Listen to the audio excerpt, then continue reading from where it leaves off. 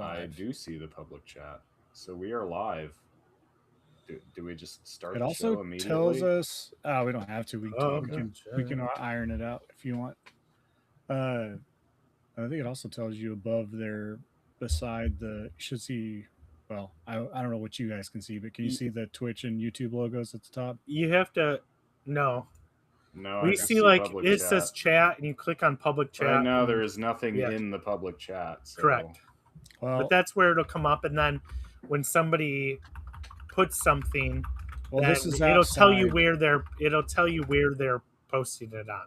This is what I'm talking about is outside of that chat window. It's like right above Oh. our purple box at the top corner. I have like the percent uploaded and then also the amount of viewers that we have. Right now, we don't have anybody. Okay, I don't have that. I don't have that. But Okay. but last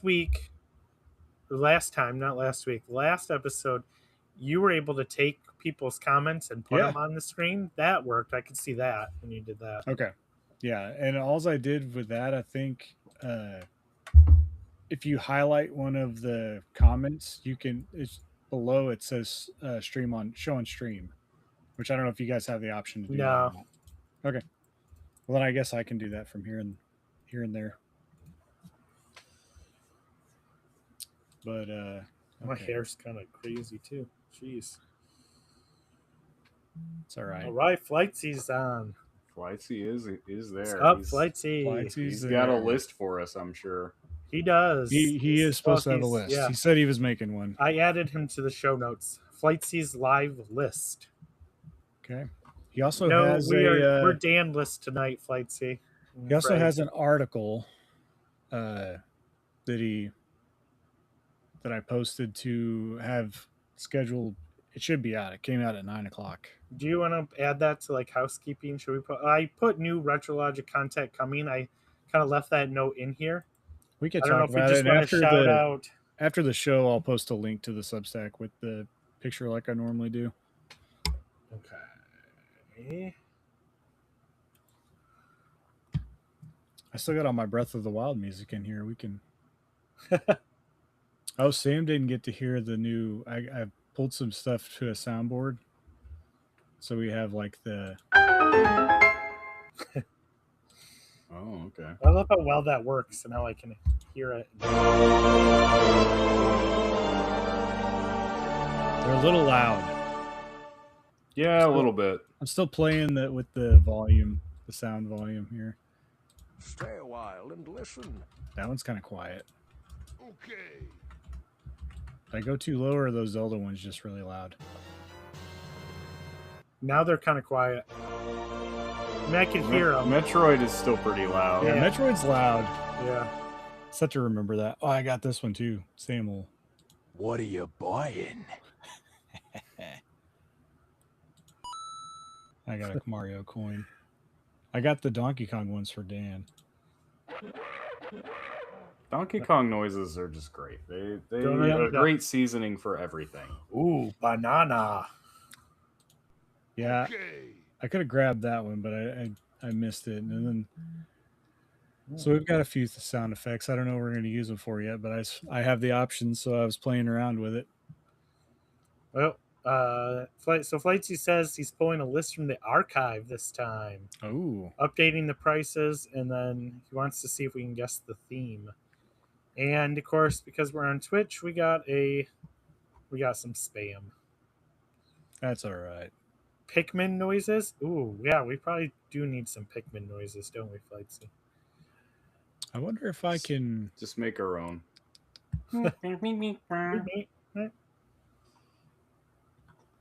Yeah, I don't know. I'm not all that familiar with any of these live platforms, so I don't know if I can kick that person out or not. Well, you definitely can. Yeah. Hold on a minute. Let me see if I can do that. Yeah, I think that's one of the reasons I switched to YouTube only. Well, I didn't know how many people we would have. I think it's good to have variety. Last time And it definitely gets it we had a out to group more about people. Both, yeah. I mean, I guess as long as this thing sitting there spamming a bunch of junk on there. It's okay. Just hang out until I figure it out later. Oh, so I guess Flightsy's list is from his own archive. Ones he made a bunch of them a couple years back, but never sent them to us. So it'll be brand new to us. His archive.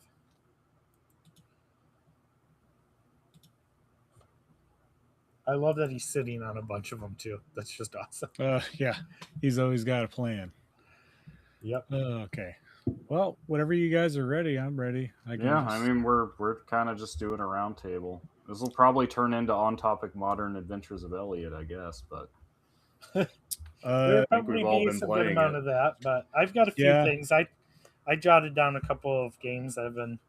Sid Stan's not on to break up our monopoly on gameplay that we usually have.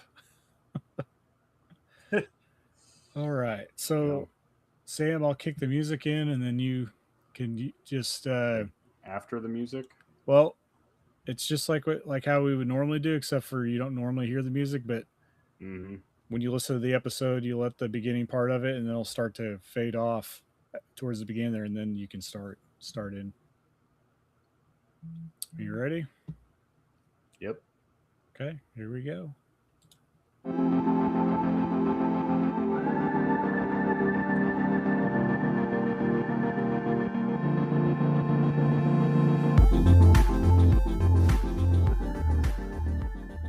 Welcome to Retro Logic. I'm Sam Wagers here with Shannon Eno and John Cummins for our 150th episode. And we've just got a whole bunch of stuff we've been playing. We're just catching up. A lot of games, old and new. A lot of games in the pipeline coming out that we're excited for. And a lot of Community Couch. But before we get to that, how are you guys tonight? Hot. Yeah. Yeah, We are, heat waves. we are at the start of a major heat wave here. Heat waves hitting all of us. It's hitting Yeah. like everyone, everywhere. Yeah, Some Europe worse has than been others. struggling for a while. I mean, So- I guess at least my state is not on fire, like Adam posted earlier. Yeah, no kidding. That's always Crazy. fun Keep times, safe out I'm there, sure. guys. Yeah, I mean, we complain about the heat and the humidity, but turns out when you have no humidity, it's even worse because then you get wildfires. That is true. We don't have to worry about that right now. We're playing video games. That's right. And remember, Retro Logic is not just a podcast, it is a whole community of retro gamers.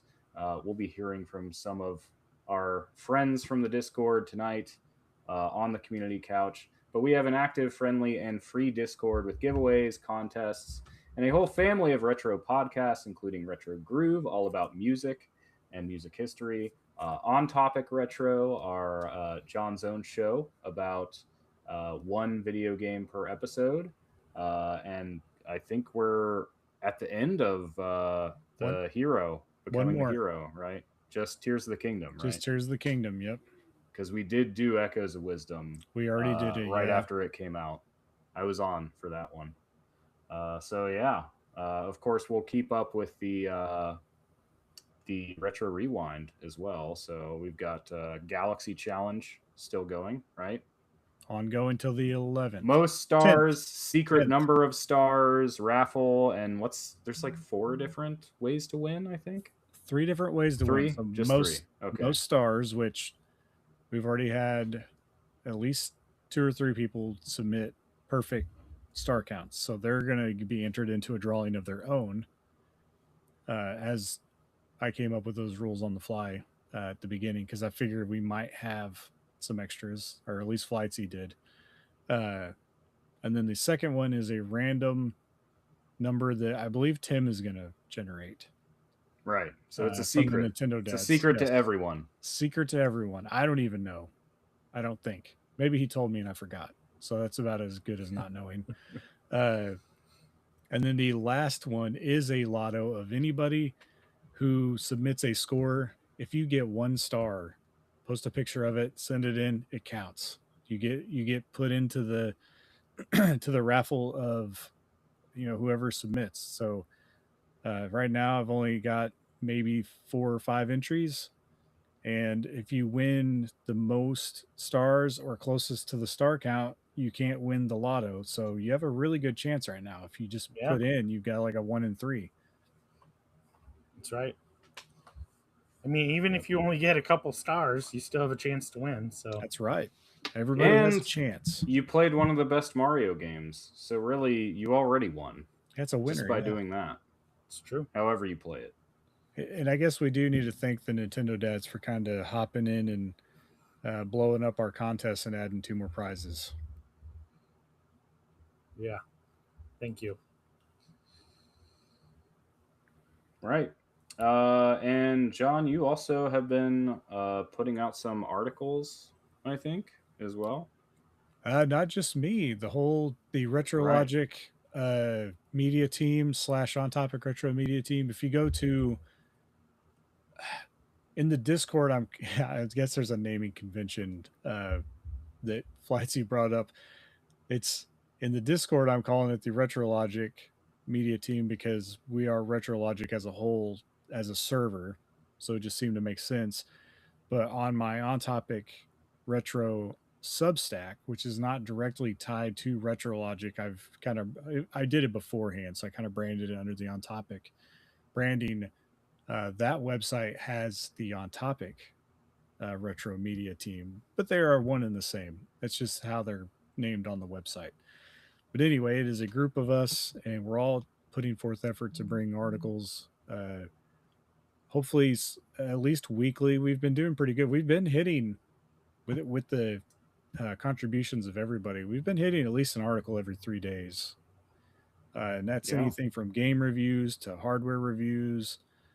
Flightsy's newest article that he just put out was just a write up of his experience collecting stars in Super Mario Galaxy.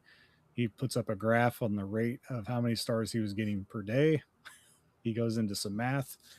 But it can really just be about anything we feel like writing about. And it's usually game related and it's usually fun. So it's definitely worth checking out. He does say he's there in the chat, so he said he's tying it to his articles to the RetroLogic podcast releases, not necessarily the On Topic Retro releases. Correct. So- Yeah, he's trying to plan a column that will be reoccurring for every 2 weeks to line up with the RetroLogic episode. As long as we let him know what we're talking about. Well, I don't know that he's for sure even trying to match our topic. I think he just wants to match the cadence of when we put the Okay. episode out, kind of just as a supplementary piece to the show, which is fine. I told him as long he can write about whatever he wants to. I told all that's you guys great. that. Yeah. It's a good time. So yeah, be sure to check all that out. Links to that in the Discord and also on the website. Yes. I'm still working with Dan trying to get the Okay. link on the website, but it is just On Topic Retro at Substack. So like you should Yep. be able it. Now I will warn you, it is kind of hard to find it through Google, but if you go to Substack and you search for On Topic Retro, you'll find it there. Yeah. So search through Substack Correct. or follow the Discord links. Yeah. They show Or- up in the yeah. in the Discord channel. And if you're not a part of our Discord, there's plenty of ways to join that too. Links and stuff everywhere. All right. Anything else I'm forgetting for housekeeping? We can mention we did just release the Breath of the Wild episode. I mean, we kind of mentioned it, but that's pretty recent. That's within the last week. And On Topic Retro did its first live episode as well last week. And I feel like it went pretty good. What about it? I mean, there's definitely a lot more levers to pull for that show because I had to pull all of the pieces of the OST in to be able to have the break music included.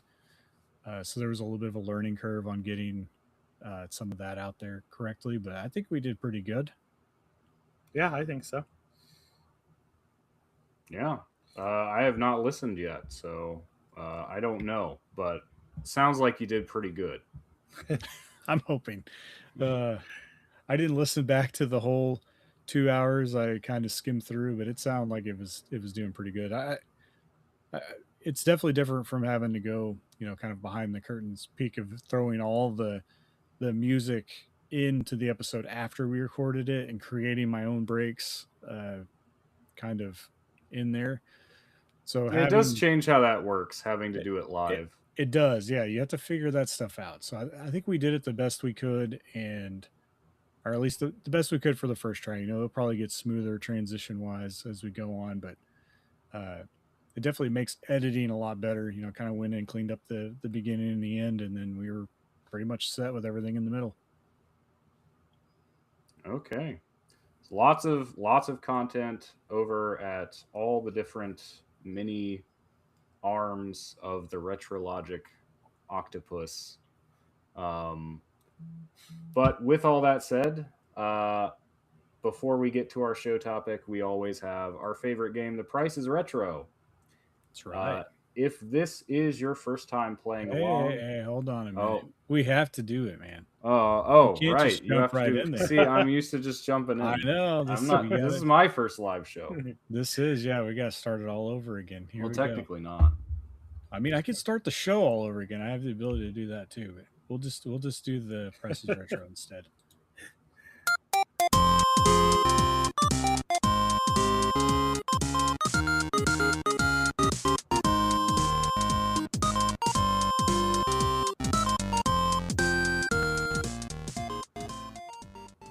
All right, if this is your first time playing along, this is how we play. I'm going to list off 4 or 5 games. Everyone has to guess how much the lot is worth in total. Whoever is closest to the actual value wins that round. Everyone has a list, and everyone guesses on each other's list. At the end, the player that wins the most rounds wins the episode, but watch out for our robot, Deus Ex Machina, who averages all the other guesses to make his own. The Leonard, the dinosaur, who adds up the original retail cost, approximately. And our ghost Poltergeist, the OG ghost player, who just always guesses 300, and I think has the best win rate out of all 3 of them. I don't know. Here lately, the dinosaur has been Leonard's got some wins. Leonard, yeah, he that's has. true. Leonard's, I think Leonard's won we quite a started few. going lower a lot of the time because we kind of used all the expensive games, I think. But we'll see. We'll shake it up. I know, yeah, because I think he won the last episode, didn't he? Because he did. and I tied. Yeah, very close. And then but he was closer. Oh, he was like a few cents off of that one. Yeah. I think It was crazy. the AI rampage is it's not just a problem in the video game market. It's also a problem here at Retrologic. It's taking over. It's taking our jobs. We'll just host the show. It's guessing games better than we can ever guess. Yeah. Well, I'm sure if you plugged in an AI, but then it would probably just do an actual Google search. It would cheat. It would, yeah. We wouldn't be able to do that. You could ask an AI to I thought guess. about That that. would be, yeah. It'd be It could weird to guess try to without looking. create one that guesses imprecisely. Yeah. Try to train one to guess according to some weird reasoning. I don't know. It wouldn't make any sense. You'd always suspect it of cheating. That's the thing. Yeah. It's like the CPU in Dokapon Kingdom. You always suspect it of cheating. Yes. Can never be Dokapon sure. Kingdom. We have some Um, things to talk about there in the what we've Yeah, been playing that's when we get to true. it. We'll get to it. But Yeah. first, the Price is Retro. That's what we're doing right now. I'm just gonna give my list because I already moved over to that tab and it's in you're front of me. excited. There you go. Another game that we're probably going to talk about is Adventures of Elliot. So I made a list of games that all start with the words Adventures of in the title. And that's the plural, adventures. No Zelda 2 Adventure of Link. That's one I adventure. thought you were going to give me a Has list to be of more than games, with Elliot in the title. I don't know that there's 4 of those. I know at least one. There is a Bill Elliott racing game on the NES. Oh, there you go. That would be a fun. 2 T's though, I think. That would be a fun list, I guess. I don't suppose there's an ET game with Elliot's name in there, right? No, yeah. I see Flightsy saying train a model only on past Prices Retro guesses. That could be interesting. What if you actually trained a model based on each of us? And then like anytime like Dan's not here or I'm not here, you can You just, can just run the Dan bot. You can just replace me with Robo Sam. Oh boy. It's an idea. don't Anyway, my list starts with Adventures of Lolo 2 because I just felt like skipping Adventures of Lolo 1 for the NES loose. These are actually all going to be loose. So Adventures of Lolo 2, Adventures of Dino Ricky for the NES, loose once again. Adventures of Bayou Billy for the NES, loose. This was a big thing on the NES. Adventures of Adventures people. of. And lastly, breaking the NES trend, Adventures of Batman and Robin for the Super Nintendo. Once again, loose. Because I shop for cartridge games loose. So Wait, that's what? usually how I make my lists. That was for Super Nintendo? Super Nintendo. Okay. Yep. Shoot. I just saw that for sale at my local too. Because I almost picked it up. I did too. And I can't remember what it was. Who's going first? Am I going first or Shannon? You go first, John. I think I'm going to go 115. 115, okay. I have 155. 115, 155. We'll have to check the Rampage Trio. The total value is $205.50. Okay, so. So while he's calculating that, the breakdown is Adventures of Lolo 2, $39.99. Adventures of Dino Ricky, $12.60. Adventures of Bayou Billy, $7.84. And Adventures of Batman and Robin at $145.07. That's the one that Maybe I should go back because I don't know that mine had it. I think I've seen it for cheaper recently. I mean, price charting it lags behind trends. So but also my local usually goes with price charting, but it may have been sitting there for a little bit. And that's how you get price them. Charting is gone. Price fluctuates, and then you get it for a little bit, or it could go the other way. It can go down, and then they still got it priced highly. Leonard actually took that round. He was only off by $10. Wow. Leonard is just on fire. Dang. We were just talking about it. Yep. He's already struck once. Darn it. I would have had it too. And just as an aside, Flightsy did find out that there are, let's see here, 1, 2, 3, 4 games with the title of Elliot, or with Elliot in the title from price charting. So enough for a PR. Yeah, there is enough for a list. Yeah, you can do 3. I would not use Adventures of Elliot because a game that just came out is not a very exciting but still choice. But we can wait a little while. Yeah. All right, John, your list next. Okay, so my list, it kind of ties into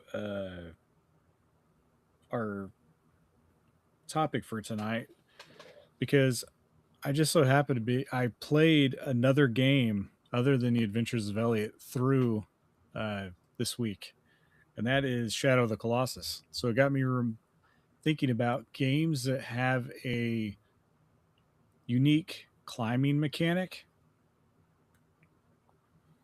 or just a really well done climbing mechanic in some cases. So here's my list. The first game is Assassin's Creed 4 Black Flag. And this could really go for any Assassin's Creed game. This is just the one that I chose. This is PlayStation 3 and complete in box. Okay. The next game is Zelda Breath of the Wild. And to make this interesting, this is the special edition. And it's complete in box. Because remember, I think there was 3. There was the standard edition, the special edition, and the master edition. So this would be the one that's in the middle.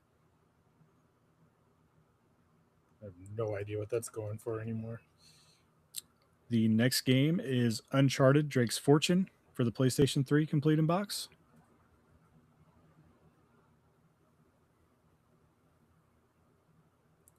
The next game is Tomb Raider for the PlayStation 3, complete in box. This is the first of the newer trilogy.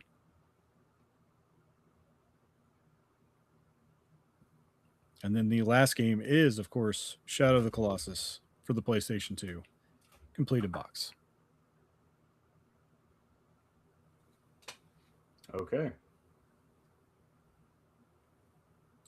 You know, when you said unique climbing mechanics, I thought of DK King of Swing. So this was a very different direction.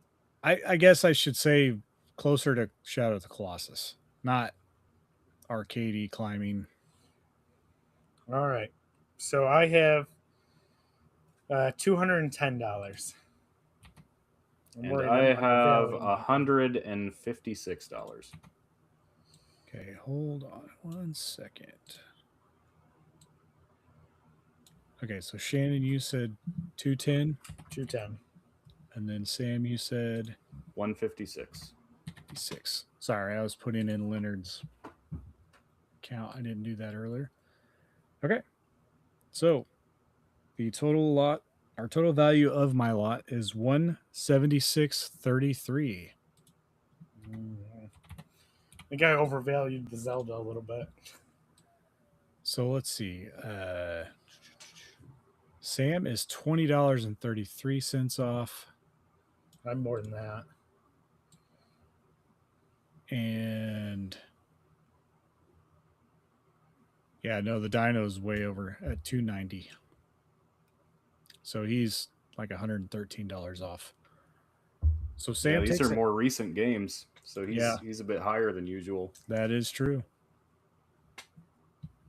It didn't. Robot didn't get it, did it? For average, how close was that? How close? Oh wait, actually, yeah, yes. he would cut the difference between us. So yeah, Robot got it. I would go to. We're starting off bad. We're losing. Yeah, we're not doing so well here. It's not great. You guys gotta do well on mine, and somebody's gotta do well on Flightsy's, just for us to tie at this point. But the dinosaur was only $10 off on one, and I feel like the robot was only like $5 off. So yeah, we're gonna have to try a little harder on this next list. All right. Save us, Shannon. Yeah. Give us a list they can't guess. Did you give your breakdown though, John? Oh no, I did not. Hold on. Let me do that real quick. Okay, so Assassin's Creed 4 Black Flag for the PlayStation 3, complete in box, $6.50. I knew that was going to be low. Legend of Zelda Breath of the Wild Special Edition, complete in box for the Nintendo Switch, is $130.12. Okay, yeah. I went too high. Yeah, I was definitely low on that. Next game, Uncharted Drake's Fortune for the PlayStation 3, complete in box, $8.27. I was almost right on with 10. Next game is Tomb Raider for the PlayStation 3, complete in box, $9.94. And then the last game is Shadow of the Colossus for the PlayStation 2, complete in box, $21.50. Crap. So yeah, it was Zelda that got me. I knew the rest of them were pretty You low. were probably thinking of the Master set because it's quite a bit more valuable. Even with you saying it was the middle one, I couldn't remember what came in each of those two. So yeah, I just went a little high. That's all right. We got ground to catch up. The robot might do the worst, Flightsy, but here it was almost right on. So just depends on our guesses. Yep. All right. Here goes mine. So this is the third of my trilogy of games featured in the an episode of Nick Arcade. So I'll come up with something different next time, but it's kind of fun. This is fun. I like these ones. I'll do them from time to time, but I won't do them every time. But we are going to do it here. All right. So these are all loose. First one is Airbuster for the Sega Genesis. Second one is Bonk's Revenge for TurboGrafx 16. Third game is Turrican for the Amiga. Fourth game is Arcus Odyssey for the Sega Genesis. And the fifth game is Blues Journey for the Neo Geo CD. Oh gosh. I could have picked just about any version of the Neo Geo, but just for fun today, I did the CD. I have first guess. The Neo Geo, I don't know. That could be all over the place. It really could. Neo Geo CD at that. Yeah. I'm gonna guess 370. All right. I think I'm going to go 320. All right. So, thankfully, one of you was almost right on, and that was Sam. So, value came to $376.65. That was So a humanity last minute does have a increase. chance. That was a last minute increase. And the most valuable, probably not what you were expecting, actually. But first of all, does anything? None of the Oh, trio man. gets it, does it? No, Sam Don't- just barely won because Littered was only $13 off. Whoa! Wow. And it's because of that Neo Geo game. Wow! Okay, well, so I will tell you the Neo Geo is not actually the most valuable on here. Well, Sam won by $7. Really? Because Wow. I mean, Bonk's Revenge is. I mean, that's. I mean, I had that at like probably like It's just probably under the 100. first game. What is that but- first game? Okay, so Airbuster for Sega Genesis, $46.61. Okay. Bonk's Revenge for TurboGrafx 16, $52.45. Well, that's lower than I thought. Turrican for the Amiga, $129.60. Yeah. It came out on just about everything. The Amiga was actually the most valuable of the different versions. Yeah, that makes sense. See, I was thinking because I know it's expensive everywhere else it came out typically. Yeah, but it was especially definitely like the other more- games. But Amiga is something a lot of people don't collect. yeah. But a lot of those games aren't worth anything. Right. Yeah, but you got it.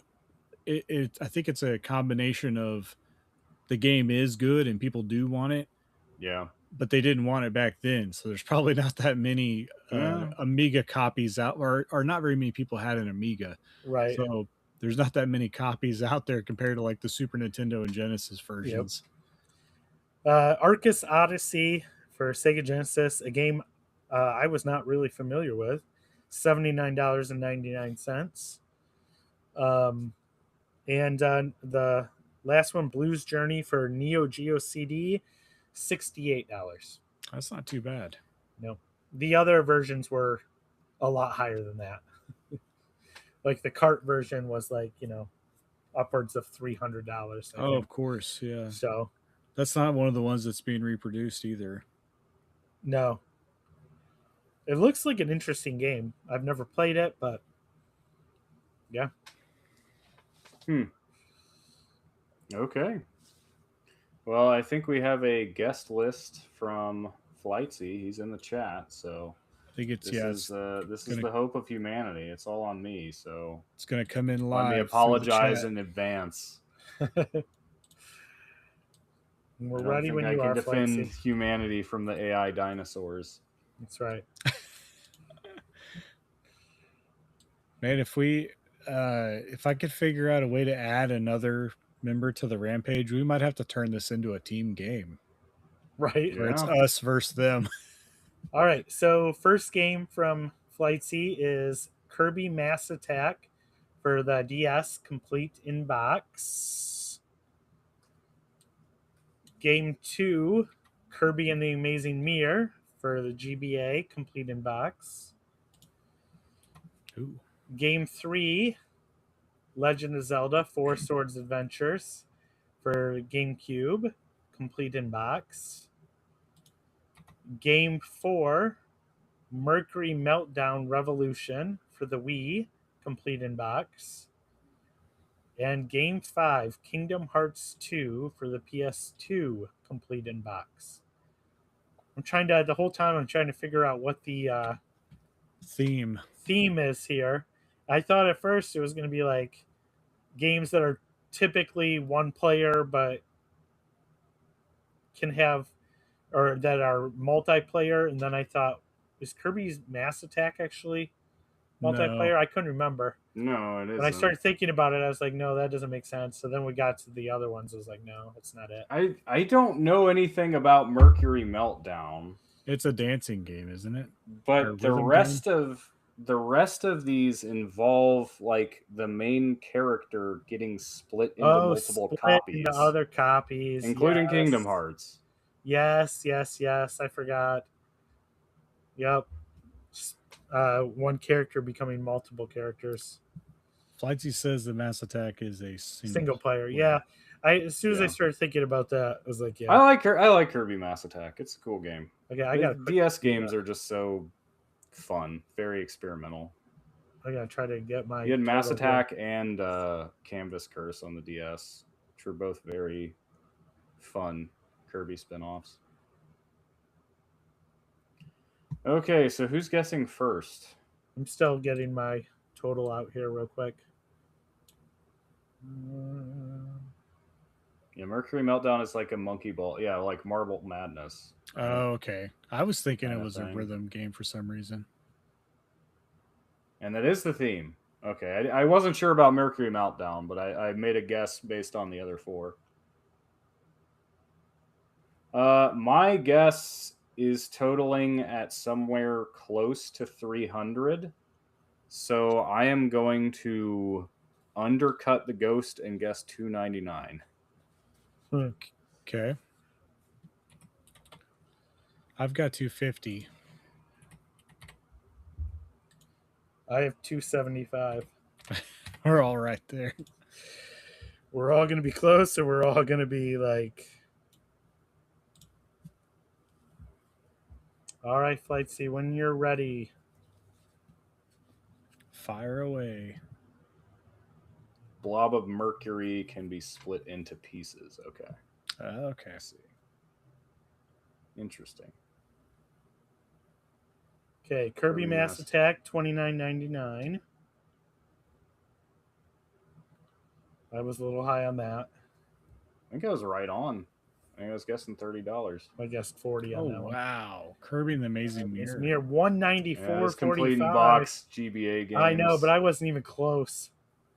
But I'm going to need the rest of these to be really low. Zelda, I was right on to the dot because I know I have that game and I've seen it recently. So Yeah, yeah, $80. We should still say it. yeah. Mercury That Meltdown comes in just Revolution, over. $6.18. I should have guessed 301. Kingdom Hearts 2, $14. So I was thinking this is a No, ghost list. humanity is This is a ghost failed. list, and I guessed the wrong side of 300. oh So, yeah, the Rampage took this. yep. We apologize on humanity's. Yeah, I don't know Yeah. why I lowballed Kirby and Amazing. I was thinking like 120, 130 for it because I knew I was pretty much right on the rest of these. I was thinking I- right around 100, but Kirby games are a little Yeah. higher. Yeah, GBA. I guessed 110 on Kirby. Do we have a trivia? Or are we going to go to break? I can grab it. It's right here. Okay. Let's do it. Yeah, I don't have a spot the fake list And- for this. and, this I show. feel like chat can help with this one. Yeah. With the trivia if they want. I am, and I was also kind of in the background. I've been thinking of an idea for a new game too.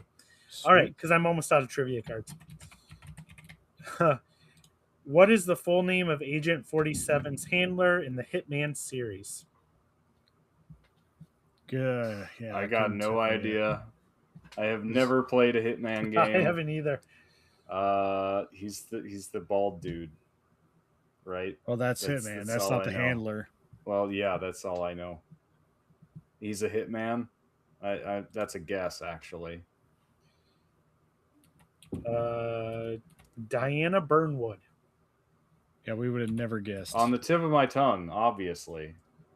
Flightsy says he doesn't know Hitman. He also said every team member of Rampage contributed. I think They that's a did. first. I That think is a that is. first. Oh, for Each member of them 150th got a win. episode, each one got a win. And none of us got one And- except for Say. And yeah.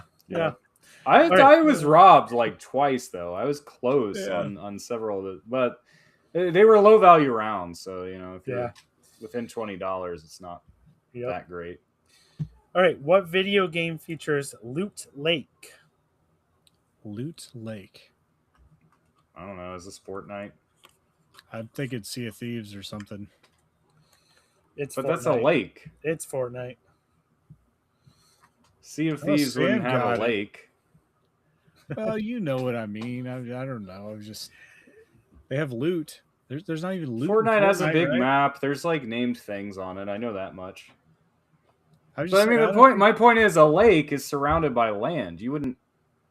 It's Sea of Thieves. Well, yeah, but Sea of Thieves isn't just a sea. It also has like ports and islands, and maybe one of the islands has a lake on it. I don't know. But how would you get your boat to the lake? Why would it matter? You would. You'd if have a you're, little if bit you're of- a sea pirate. You'd have to have a rowboat. This is great. I mean, The fact that it's live is even just better. I love think it. about it I love it.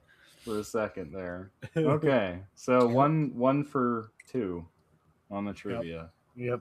And All sometimes it just asks me about a game I don't care about. So Yeah, I'm surprised I got a Fortnite question. You just figured. I it actually out. feel a little like disappointed in myself for getting it right. I don't know. you lose points for getting that one right. I know.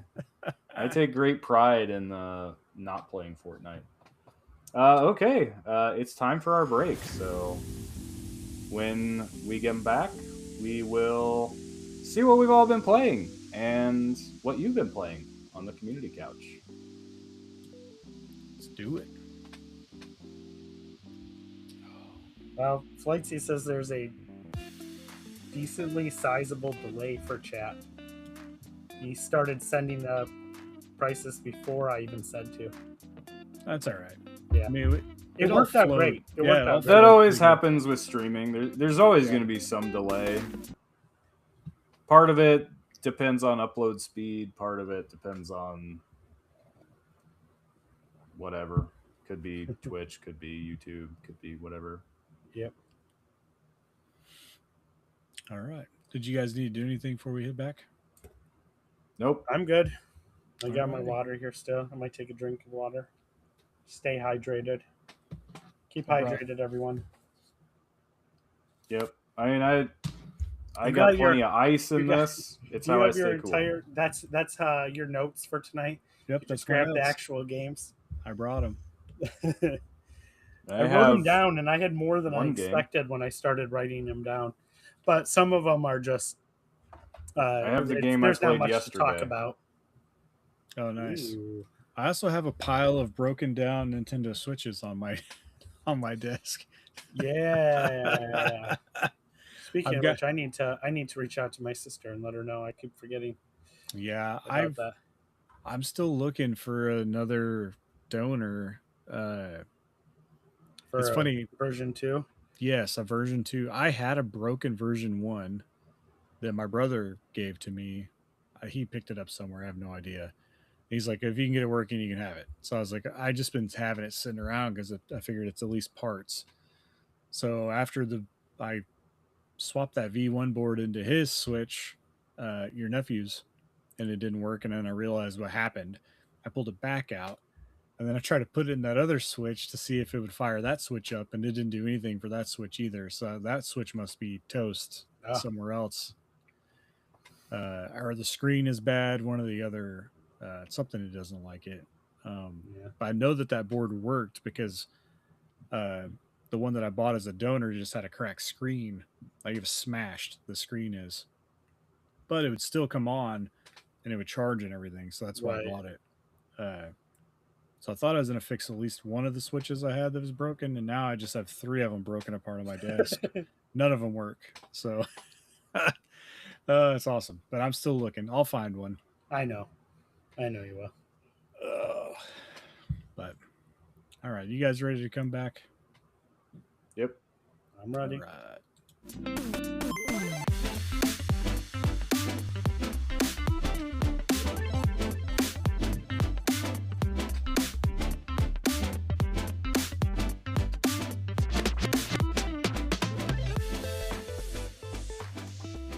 And welcome back. We've got kind of a free-form, casual show tonight, as we've all just been playing a lot of games. School's out for the summer. I think that's helped some of us. I was on vacation last week, and that did include a lot of game time because I was riding in a car and not driving all the way to South Carolina and back. So that gave me time enough to beat Mina the Hollower, among other things. Oh, nice. And it's just one of those things that a confluence of playing so many games at once, and somehow I finished them all around the same time. It's funny how that happens. But It does. They all seem to converge at some point. So I know one game we've all been playing, and John, you've already finished, is Adventures of Elliot. Yep. Which just came out, a week ago? Yeah, I put an embarrassing week amount ago. of time into that game in a short period of time. I beat it in about 3 days. So if I did Flightsy's math, that's a little over 8 hours a day. I put a full-time job into this game. I need to see your graph of how many shards of life you got per hour. That's Collected per playtime. I got them all, so I can say that I guess divide. I don't know how many you start with, 4 or 5.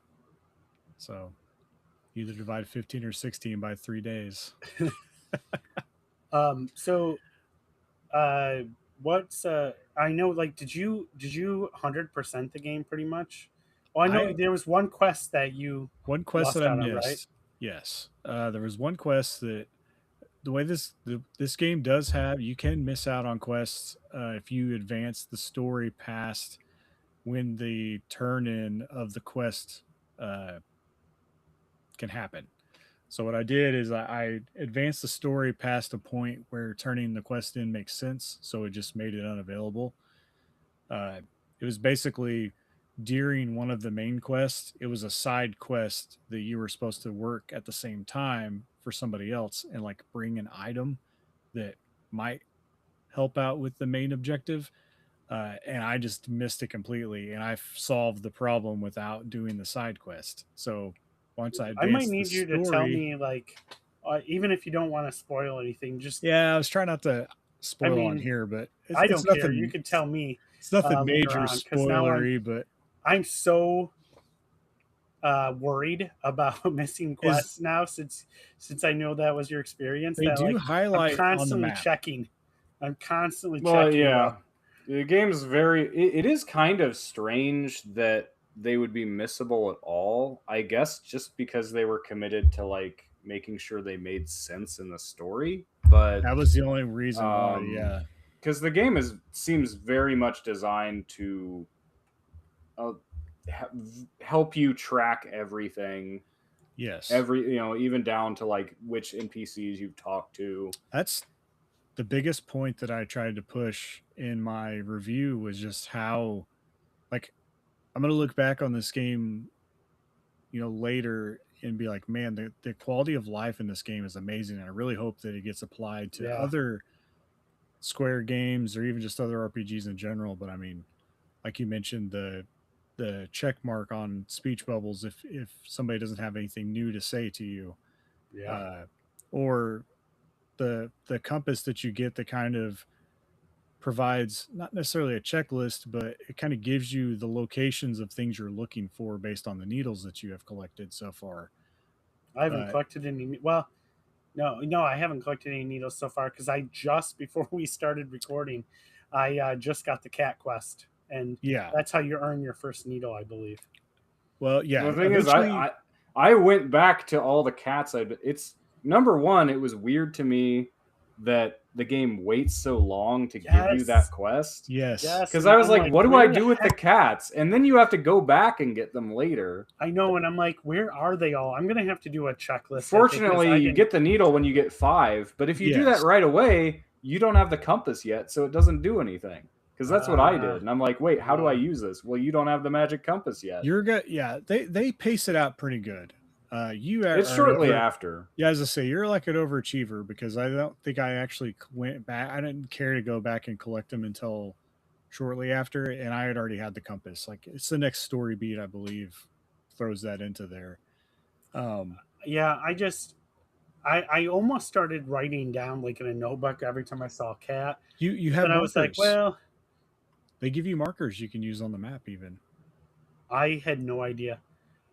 I am about 8-ish hours into this game, and I'm not very far because I'm constantly intentionally getting lost and just seeing how far I could push things, like where I can get to. And I had no idea that you could put markers in the map. I'm pretty sure that you could put markers on the map. There's That is- if you open up the map and you look at the bottom, I'm pretty sure one of the buttons says it can mark the map. That's crazy. To Now I answer don't your need. Now we don't question- need to do it because I can collect the cats. Yeah. Now. Yeah, and shortly you'll get something that tells you where they're all at, and then you'll rack your brain trying to figure out where the last 3 are. I'll just tell you that. I won't tell you why or whatever, but it's a deal. Are they post game? They are post game. Yeah. Okay. Yeah. So you can't actually complete. You can't complete it. You can't get the bad ending of the game and complete the cat quest completely. Can't get the good ending. You mean? Or no, wait. No. Okay. I'm If sorry. you get the Get bad the bad ending, you don't ending. get it. You don't get the post game. The post game is Right. only brought on if you are on track for the good ending. Okay. So I'll put it that way. Okay. But to answer your first question, I did 100% minus one quest that I can't go back. So I can't actually get 100%. I guess I'll be at 99%. And then there is a arena on the map where you have to fight either rooms full of enemies or a boss in combinations of waves. And then the very last version of that challenge is just a boss rush of 10 bosses that you have to Wow. fight. And I tried it a couple times. I made it like halfway through, even with 8 bottles of 10 healing. It's something where there was a couple bosses that I always kind of struggled with, and I didn't learn the pattern. I just kind of cheesed them the best I could. So it's still, I want to go back and get it. It's like a shield, I think, that you get. It's the last version of the shield because every weapon has like, or every item has like 3 grades. But I never could quite get through that boss arena, and I was like, well, I'm just going to go ahead and fit because I knew I could go back and do it afterwards. So Everybody compares this game to Zelda, and I can understand why completely. But having just completed Secret of Mana recently, I feel like this game has more in common with those games. it just doesn't have the magic. It doesn't have the spells, which is probably the worst part of Mana. Well, I mean, sorta. If you say the fairy is your spells, Yeah, but you're not going to a menu and you're not having to like. yeah. select all Well, I things. mean, you do. You pull up a wheel to pick which power she's gonna have, and your weapons are all on a wheel. Like that's why to me I think it's and even the terrain, moving up and down in the terrain, I feel like It until more modern to Zelda, me it feels a bit more hack and slashy. which is why I think that it works Yeah. well with Secret of Mana, like the Mana games, right? It does until you get towards. I mean, eventually you get to enemies that take some hits. Like you get a little bit later in the game, even with the highest powered weapons, there are some just like regular enemies that will take you. But I mean, Probably that's what 5 or I'm 6 saying. hits. Like you usually don't get a lot of that in Zelda. Yeah, this is true.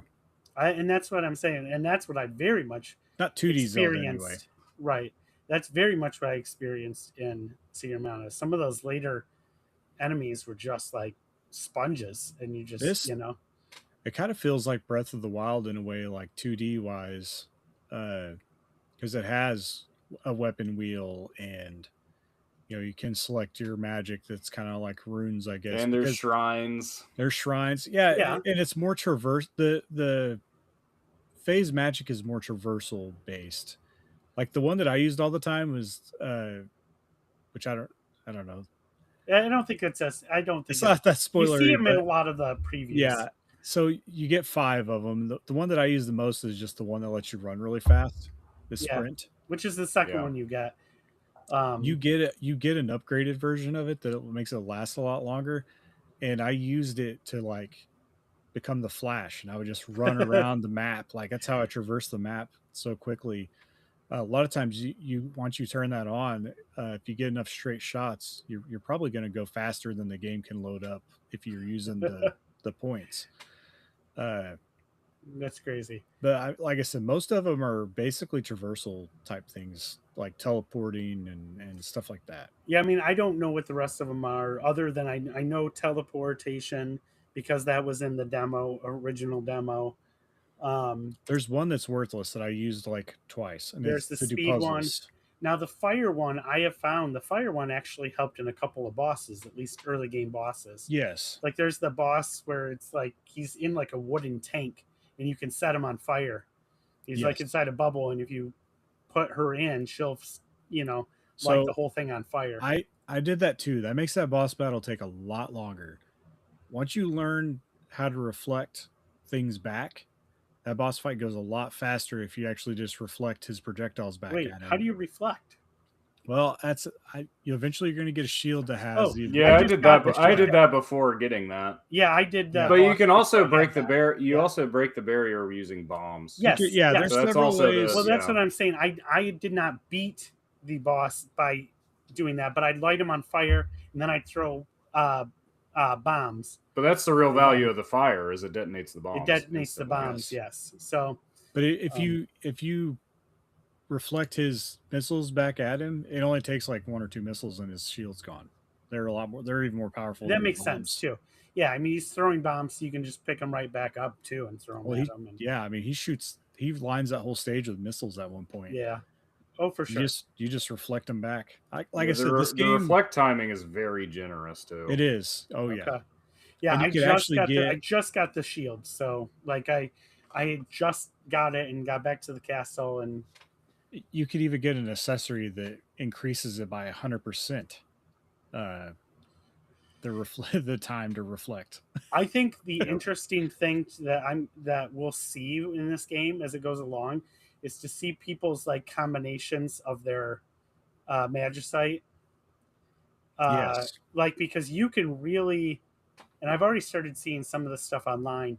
If you know what you're doing, like you can really combo, like depending on what you have your setup to be, and like because you can have magicite that's like, all right, if you use this, and you charge this up, then the next weapon you choose is going to like increase its power by Yep. like Yeah, 20, there's and it's certain like- weapons that combo well into each other, especially because they have like attributes that go off of each other. Like the boomerang and the hammer both have like stun and lightning effects.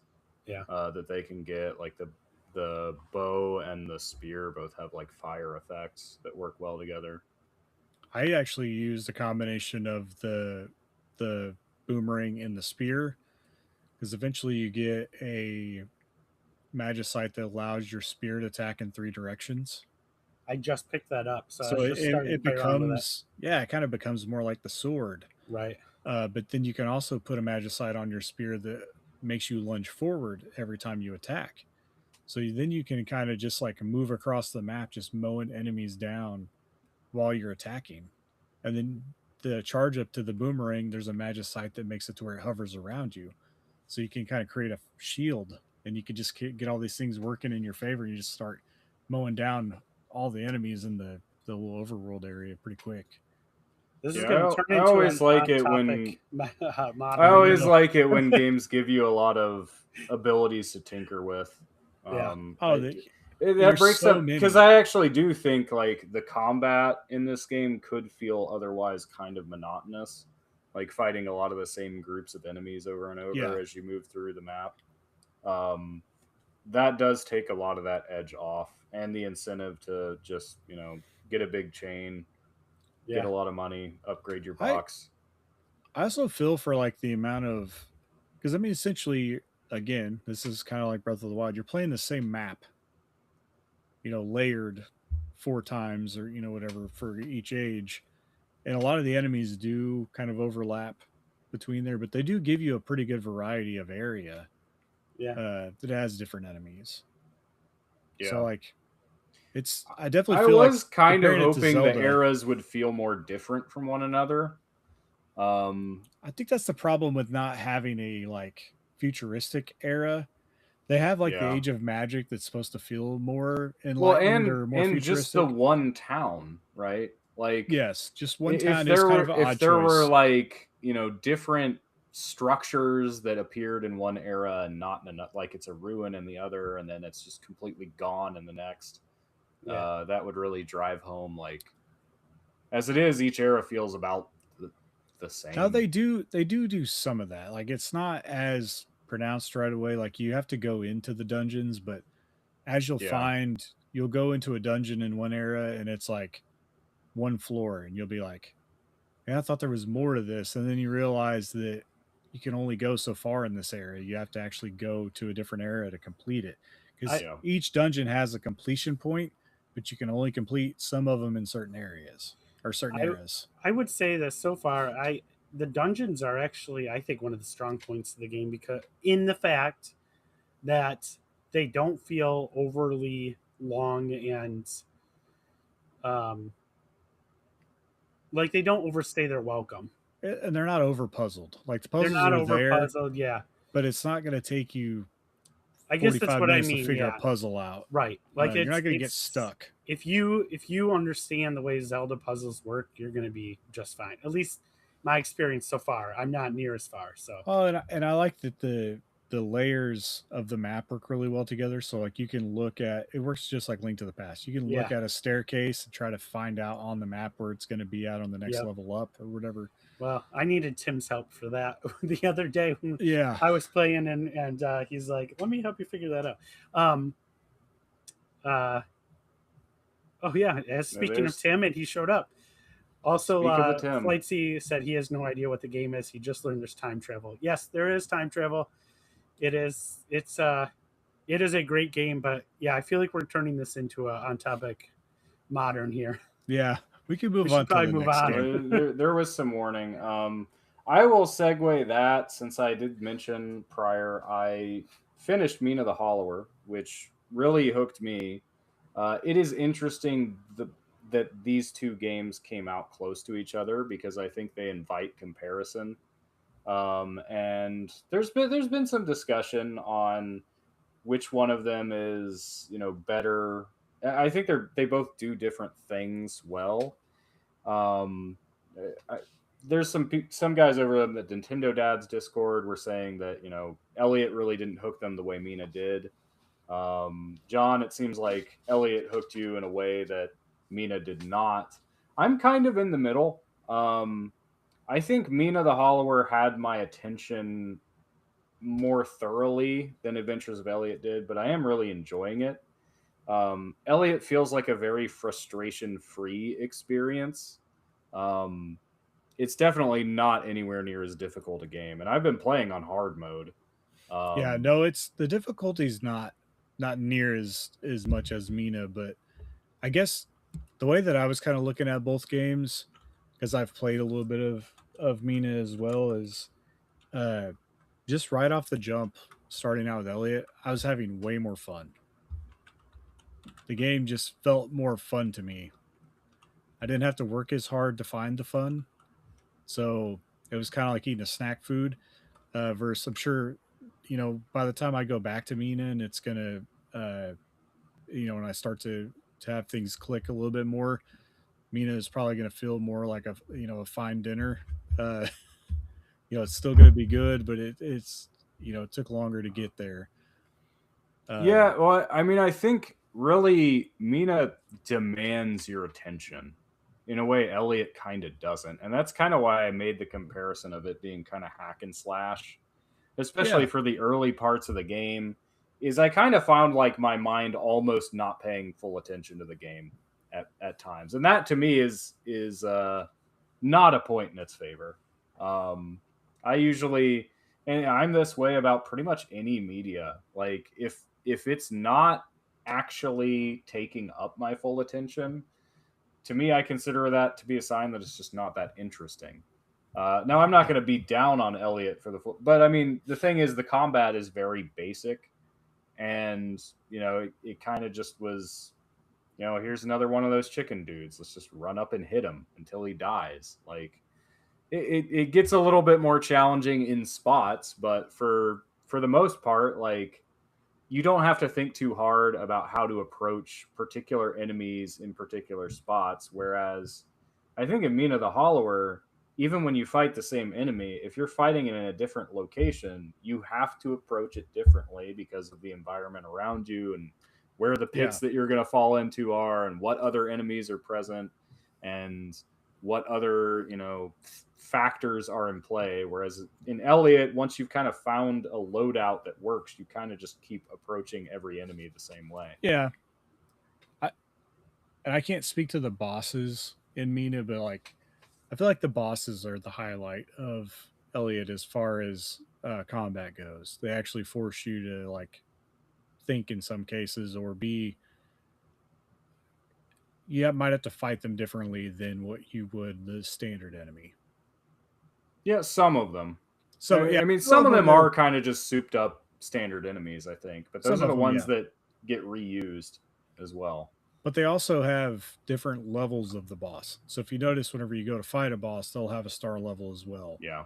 And by the time you get to like some of the like star level 7 bosses on hard mode, it could get a little bit more difficult. They hit harder. Yep. Anyway, Mina the Hollower, I could talk about a lot. There are a lot of like questionable decisions. I think my take on it is they probably should have just left the stat progression out. Like, there are enough ways to upgrade with your bones just by buying trinkets, upgrading the weapons, upgrading your cloak, all of that.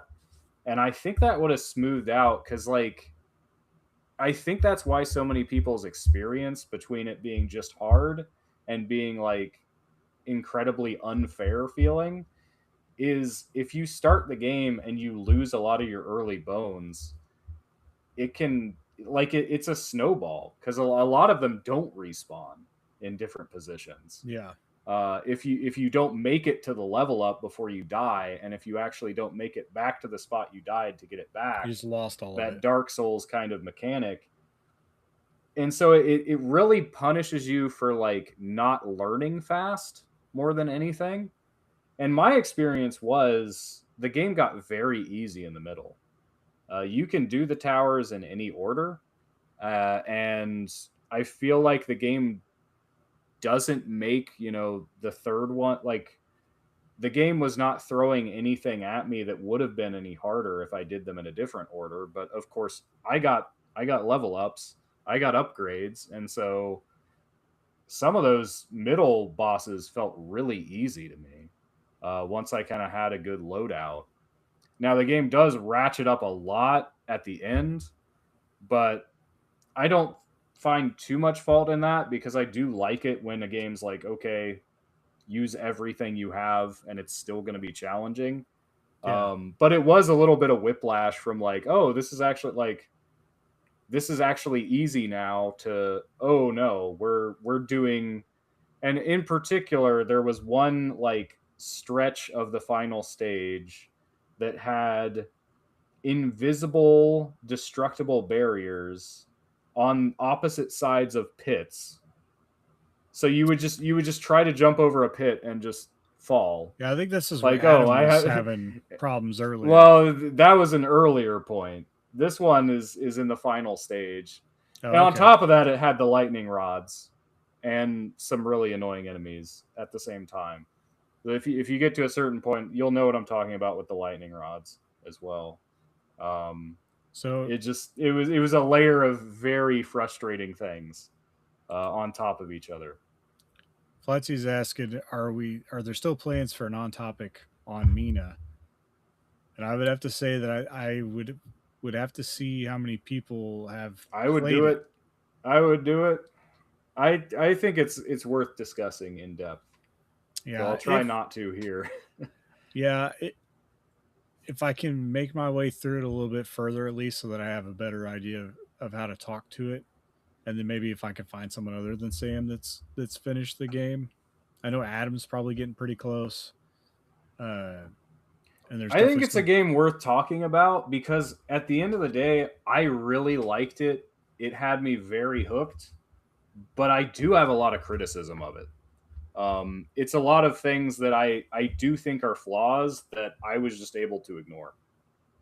But those are a lot of the games I like. I like a lot of very flawed games because I think sometimes those are just more interesting than games that kind of are for everybody.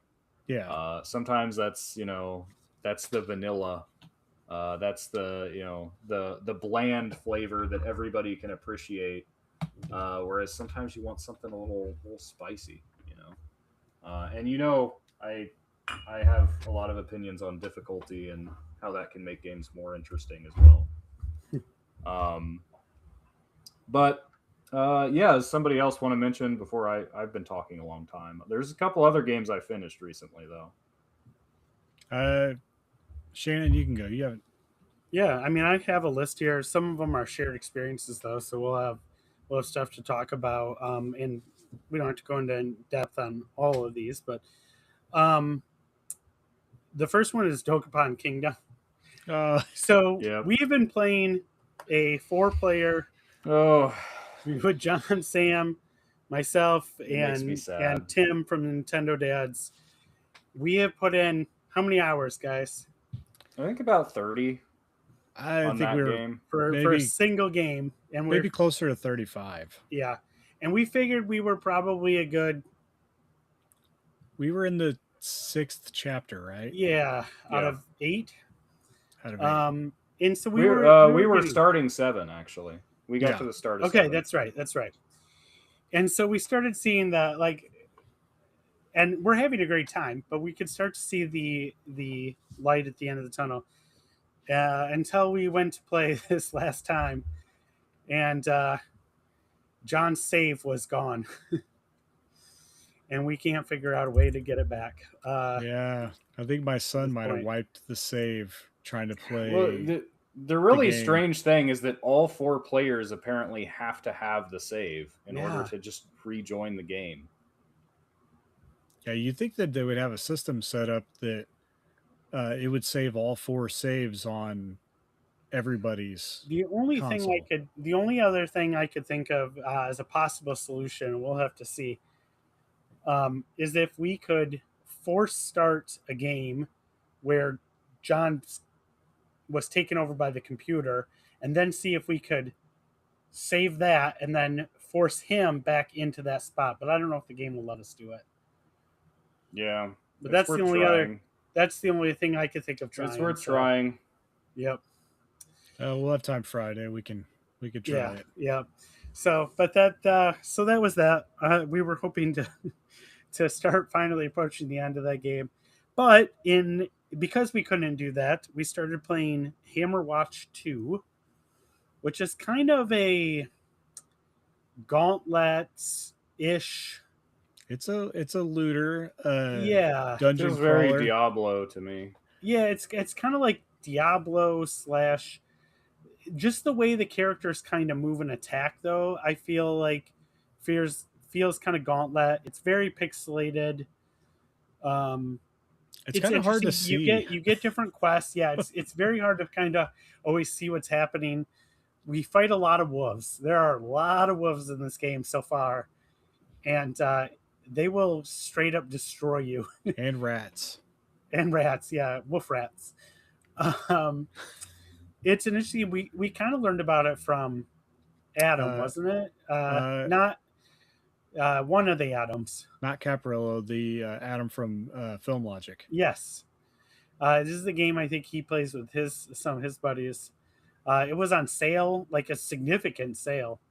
I think it $5. still is $5, and it's normally like $30 or something like that. Yeah. It's After Adam had told me about it, I wish listed the game because it's normally $25. or $25. And I was like, well, I'm not going to pay $25. I looked at the price history on Deku deals, and it's like this game pretty consistently goes down to $5. And then as soon as it hit $5, I was like, all right, everybody, go buy. We'll pay $20 for 4 copies before we'll buy Right. one for 25. Yes, so that's something we'd like to continue. I think. Yeah, we had a lot of here. fun. It was definitely fun, and I know we also have Cold Step coming out. Approaching. I think it was. Did we just get a date announcement for that? Like I think in they August? just delayed the Oh, physical for North America, Europe. I think I'm gonna just buy this one digitally now. I think I've waited long enough with the delay of the physical and not buying the one that has both games. Because I think the physical is not out till September. So I might. So end up buying this I digitally. pre-ordered the Japanese collector's edition from Play Asia because that one comes with both games. It comes with Cold Step Beginnings and Cold Step First, which it's such a weird thing. I can't even keep straight which game is which. So I think it's first is the remake. It's a remake of the first Cold Step, which actually Correct. wasn't released outside Japan. No, that's a the PS2 game, right? Well, we did get the PS2 game. Or was it PS1? It's like a Final Fantasy 3 sort of situation. Okay. So it's just called Cold Sept, but that's actually so the original game was on the Sega Saturn, and then there was a sequel to it. I think it was just called Cold Sept Expansion, and that was also on the Saturn, but it had a PS2 port. And the PS2 port is what was released everywhere as just Cold Sept. Gotcha. So the original game actually is new to everyone who's not Japanese. And then Cold Sept Beginnings is the new game, which I guess is a prequel to the entire series. They're starting it over. So. I'm excited. I'm still not really sold on the art style, but I'll get over it. I like the way the cards look. I don't like the way the little sprites look. They're kind of chibi. Yeah, they look cheap. They look cheap, if I can be honest. So. They look mobile game like. Yeah. Yep. So, yeah, you know, we'll see that, but the official release date for that is July 16th. Yeah, so we're coming up on that one too. Yep. What else? I finally finished Trails in the Sky first chapter on the Switch 2, and there is a little mini review of that on our Substack. I had a lot of fun playing this game, and I definitely recommend it, but only if you are into the anime-ish JRPGs. It's the closest thing I can compare it to is like the Tales games. It is very Tales. It has a lot of that Tales games. What's really cool about these games is that all of the Legend of Hero games have a shared universe.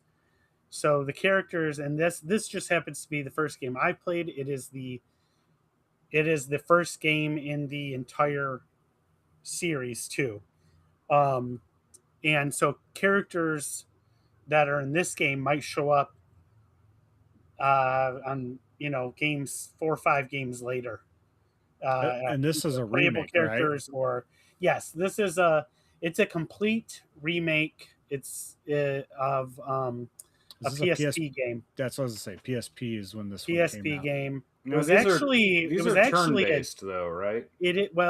That's the best part of these games, or at least I don't know that they're all this way, but that's actually what makes this game, I think, sets it apart and puts it above a notch above some of the other ones, is that it's like you see the monsters like running around and they'll come and attack you, but or they'll be doing their natural thing like out in the fields or whatever, and then they'll just like attacking you if you get close, and you can actually fight them in real time in using your weapon.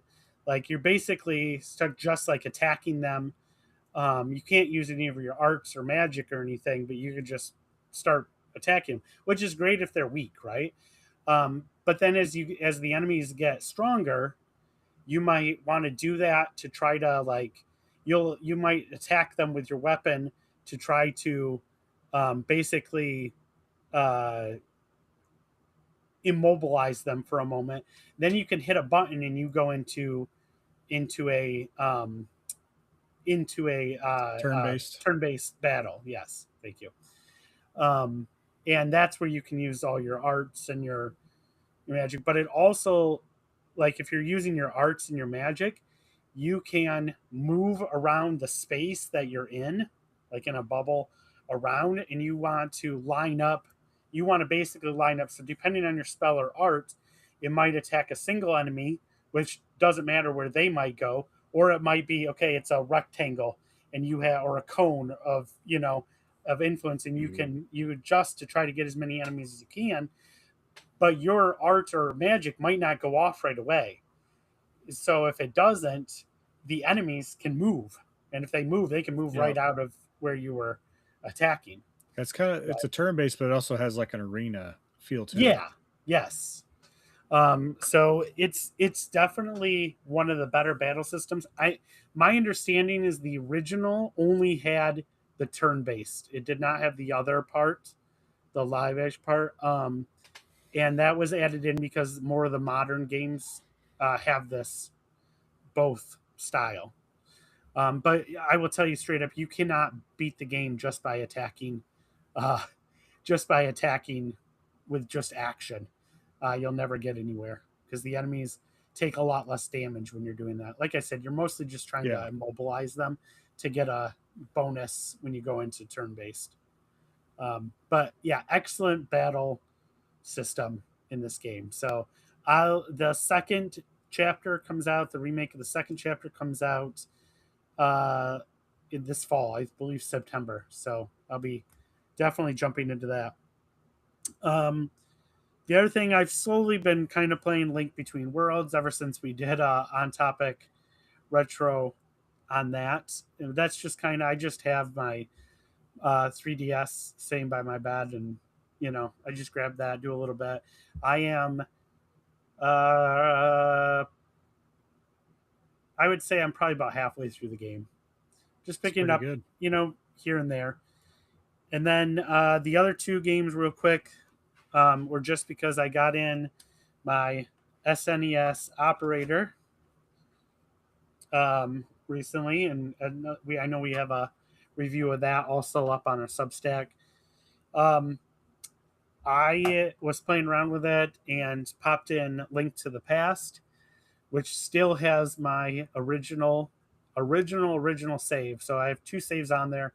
I always have whatever one I was last doing, but I always kept my first original 100% run. And so I was able to back that up because the battery's still working strong on that. But this, because I can back it up, I'll have it now on my computer. And if the battery does die, I can get it replaced. And then the operator allows you to put it back onto your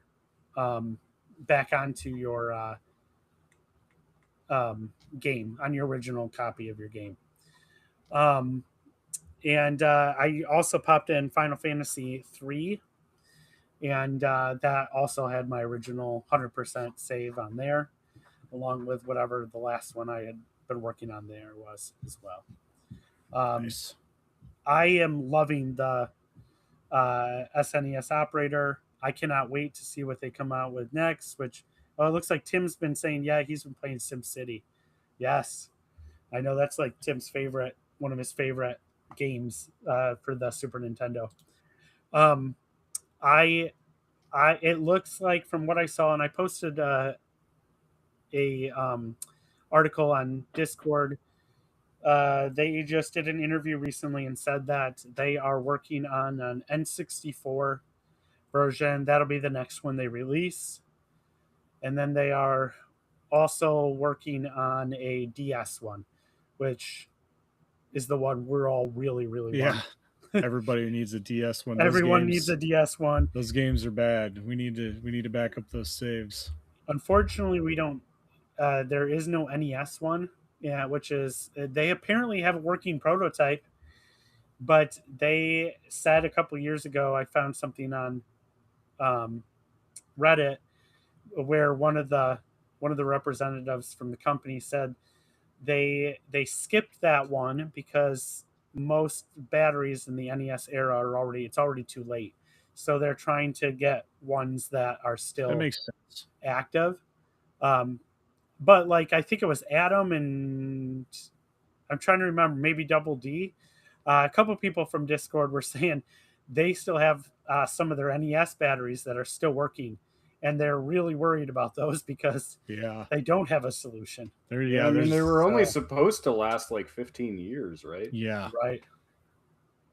Well, I mean, we always approximate things. Yeah. Yeah.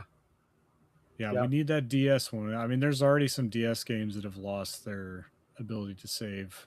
I'd love to just have a good way to stream DS games too. I think that would be a really nice way to stream. That would be, yeah.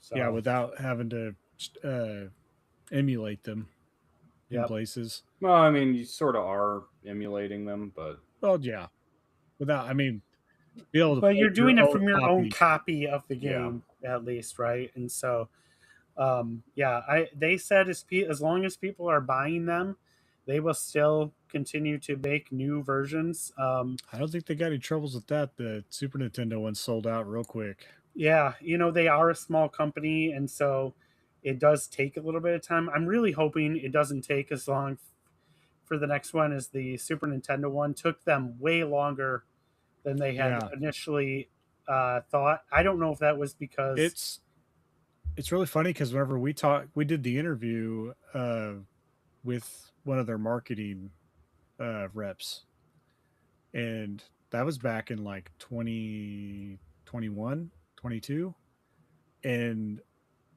they were telling us about the Super Nintendo one back then. Yeah, and we just now got it in our hands. Yeah.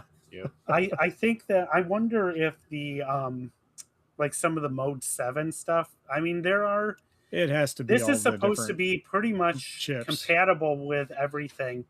And because there's so many chips, I wonder if that and the fact that they're a small team. But you can, like, I haven't tried it out yet. But I have a copy of Yoshi's Safari I'm planning on putting in, and you can emulate the Super Scope with your mouse, they said. So I'll definitely be trying that. That's now, kind have of you exciting. tried it with a Super Game Boy, and can you circumvent the need for a GB operator? No, by just, it doesn't work. You can't. It doesn't work, doesn't and work. They said it wouldn't. So yeah, nice try. Although if you do put a Game Boy one into any Game Boy cartridge you put in to the Game Boy operator, you can choose to have it play as a Super Game Boy version. Yeah, they give you the option there at least. But the program, I updated the program and everything that you use, and everything is switches. I had both of them plugged in, and it's just a little drop down, and you can switch back and forth between the two really easily. Now I couldn't get the app to work on my phone that's supposed to validate. I haven't tried that. Yeah. Now I did not pick one of these up because I can. It's a little bit less user friendly, but I can still back up my own ROMs and saves from the analog Super NT. Yeah.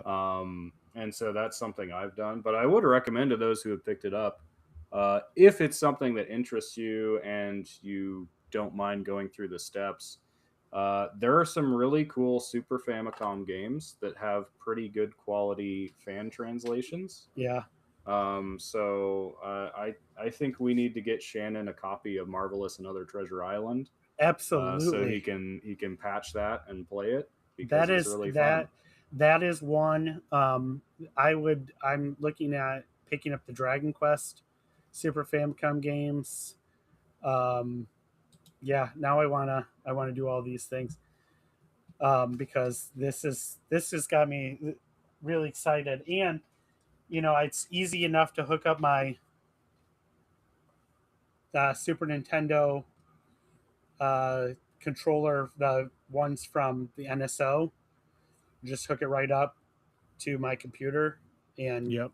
I'm playing them with a Super Nintendo controller from Nintendo. It works great.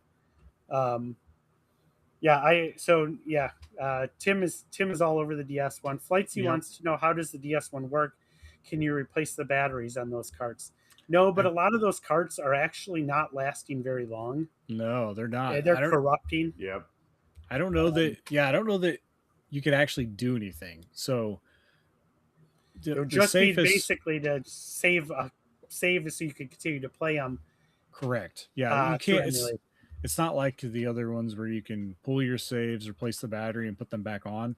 I think you would have to buy a whole nother cart and then put your save on it Yeah, because Yeah. their backup battery And is at that not point, the main hope is to just save all my ROMs to a hard drive. correct. yeah, Yeah, yeah, for DS because I mean those carts just some of them won't even play. yeah. Even keeping them in really good shape, they're still starting to go. So I'm really hoping they don't wait forever on getting us a DS one. Hopefully, the fact that they're talking about doing a DS one is a sign that they're recognizing that is a growing need for the community. So, uh, Tip says the app is a chef's kiss. yes. Is there a way to replace those carts? Because notably, the operator is still emulation. I'd like to play on a DS system, if possible.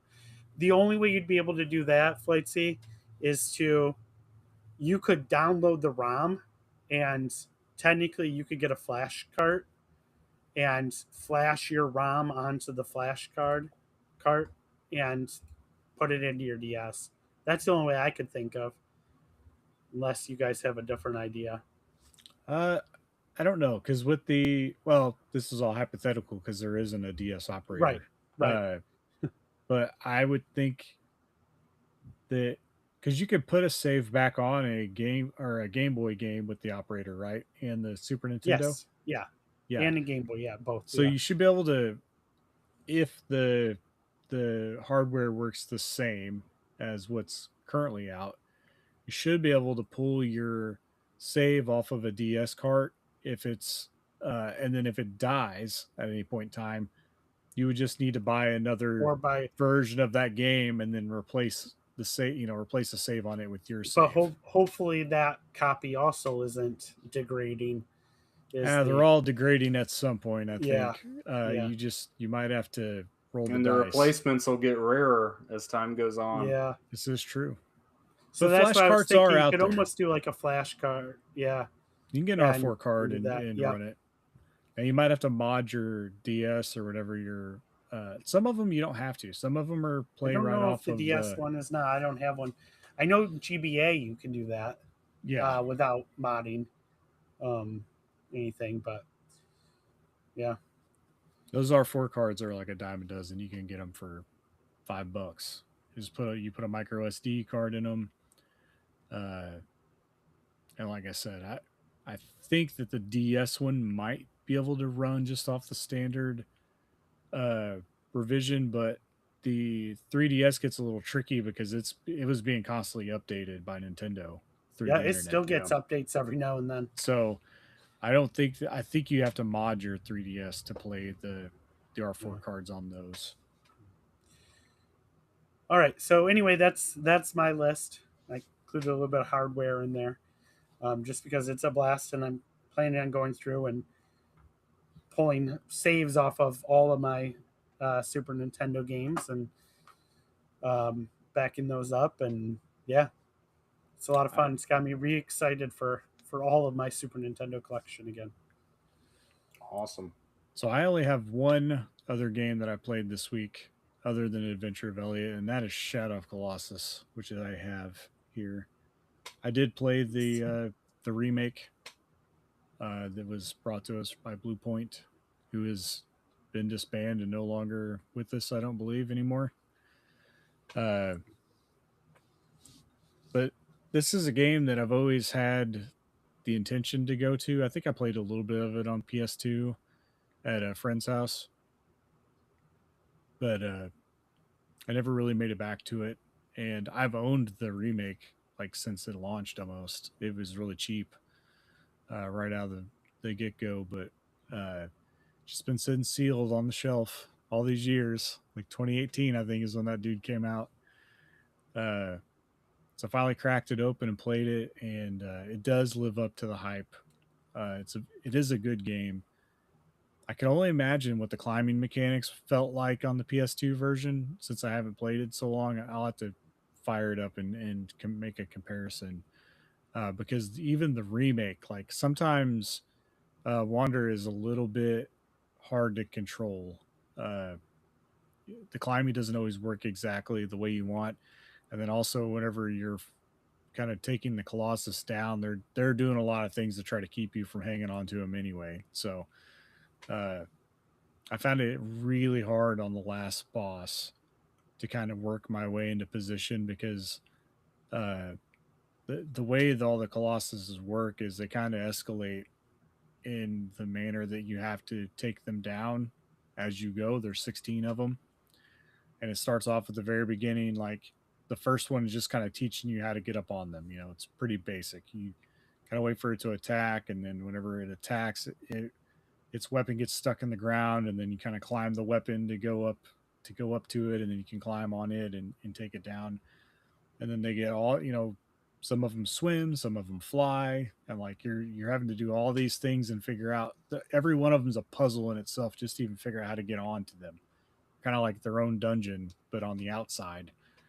But that last boss, that last Colossus, just trying to get transitioned. You start, and you have to get to it. You know, it's shooting fireballs and everything that are one shotting you almost, and finally get to it, and then you have to scale it. You have to climb from the bottom, but then they have points on them that glow whenever you have the sword equipped that you have to attack. And for this particular one, you have to do it all in order through different parts of it. I think there's like 4 or 5 different areas that you scale the body, like from the back all the way up to like the arm and then the shoulder and then on top of the head. And you have to do them in the order that they light up in order to actually do the damage to the Colossus. And I was having the hardest time getting from the back to the hand to the shoulder to back to the other side and like up to its head.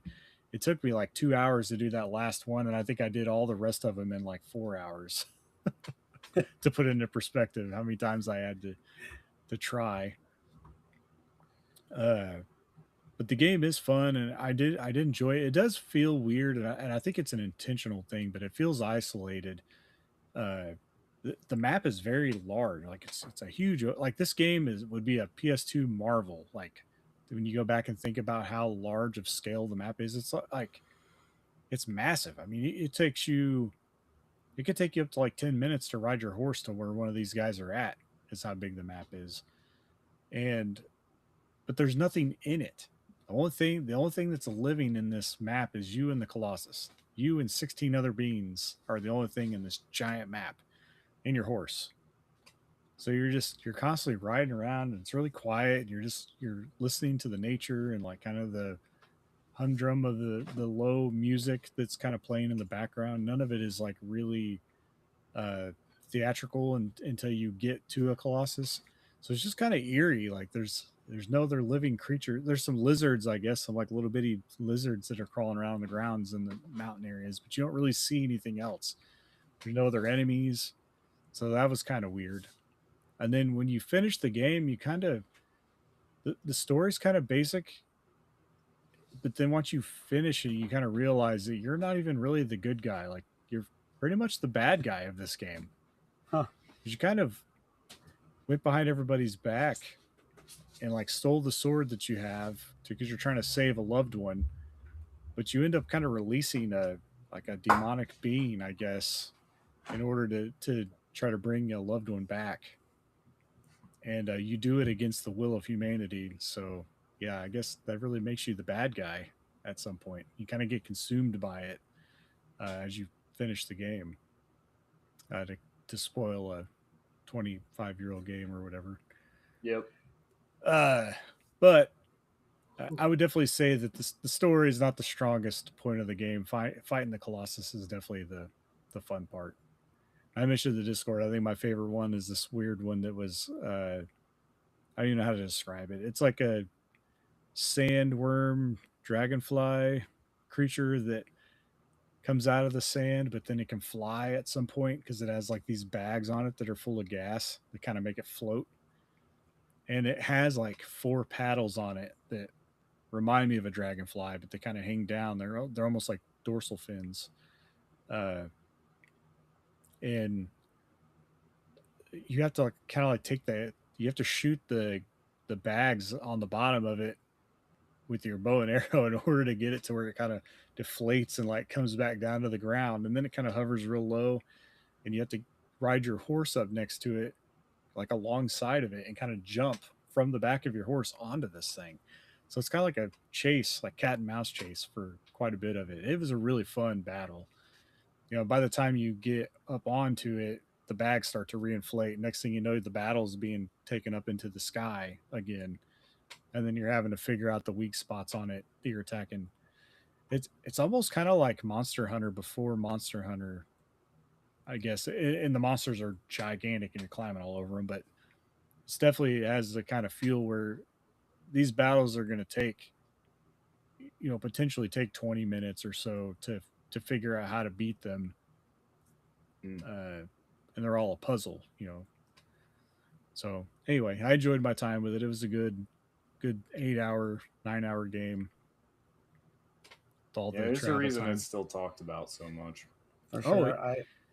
And you could see the ties to Breath of the Wild, like that this was a major inspiration with how the climbing works, and like everything. Well, even the Guardians are kind of a different take on Colossus. They are, Colossuses. Yeah. You could definitely see the inspiration there, and I mean, there's definitely times where when you're riding the horse and you're just plowing through the map, and you're like, this really feels like Breath of the Wild, but as if there isn't any moblins or anything, bokoblins or whatever that are hanging out around there. It's just you and the horse, which is very similar to Link and Epona. He even sounds a lot like Link. It's like when you're climbing and stuff, he's making the noises, and he's silent, like he never talks. So I mean, there's a lot of comparisons there. I had a buddy who was really into this on PS2 and wanted me to play it so bad. And I didn't even have a PS2 at the time, but he lent me his PS2 and this game and a few other games. But I got into Final Fantasy X, which he had lent me, and that I ended up playing that instead. I did try it, but it didn't click with me. But I also don't even remember. I don't think I really gave it a fair shot. So maybe it's something I should go back and look at. It's a different kind of game. It opens with like a 15-minute cinematic of like you getting to the sacred place, like I can't remember what they call it now, but it's basically like a prohibited place. Like you're not supposed to be there because that demon is there. And I guess they've split the demon into 16 pieces to weaken it, and it's all being protected by the Colossus. So essentially, I mean, you could even tell, I never really thought about it till afterwards, but like a lot of them aren't even really willing to fight you until you antagonize them. Like they'll just kind of walk around and they're okay with you being there, but then you jump on their back and just start stabbing them. it's like, yeah, you got to see, like, you're not really that good of you're not a hero, Yeah, just kind of picking a fight. Well, we have been going a while. I want to hit a couple of these other ones. But we've got Community Couch too. So I did recently finish my stream all the way through of Fire Emblem Path of Radiance. So I do have some thoughts on that. I enjoyed the game overall. I'm glad I finally got a chance to play it. I'd mentioned this a few times, but I started Fire Emblem with Radiant Dawn, which is the direct sequel. It was kind of weird playing this, and it kind of changed my opinion of Radiant Dawn a little. Not even by comparison too much. There's a lot of like little mechanical things I like better in Radiant Dawn. But I think it just doesn't work as a sequel to this game. There's like a lot of like strange changes in like how characters act. And I know like the localization of Radiant Dawn was sort of weird in that like the Japanese game had two different scripts depending on which difficulty you played the game at, which itself is a strange decision. And the English version mostly went with the simplified script from easy mode, but it sort of splits the difference between the two. But it just things like how the Black Knight acts, where like in Path of Radiance, he seems a lot more unambiguously evil. Like he acts like he enjoys tormenting Ike or taunting him, whereas that's not the perception you get in Radiant Dawn at all. It seems like they just kind of didn't know where they were going with this story, even though they did intentionally leave a sequel open. So it's kind of strange. I think they had originally thought possibly three games in a trilogy too, if I remember correctly. My history with this game, I guess, now that you say it, I can kind of see it. But I think because I had played with that gap between, playing them in the order that they released, I didn't really think about it as much. So what you're saying is we should have got a Wii U game. Yeah, this should have been the sequel to. Well, I think there should have been one in between. I think there should have been maybe something in between the two, and maybe they just skipped the in between one. Yeah, it is kind of. They do kind of. It is interesting, isn't it? Yeah, you say that. I didn't really thought about it, but. And I think this is part of this is actually, I think, the beginning of a long-standing trend in Fire Emblem games of attempting to kind of tell two different sides of the same story and failing at it. I think this is a problem they keep running back into. Except for they keep adding sides to the story. Yeah, Three Houses has like mostly 3 sides. Mostly this is a story concern. I think mechanically the game's fine.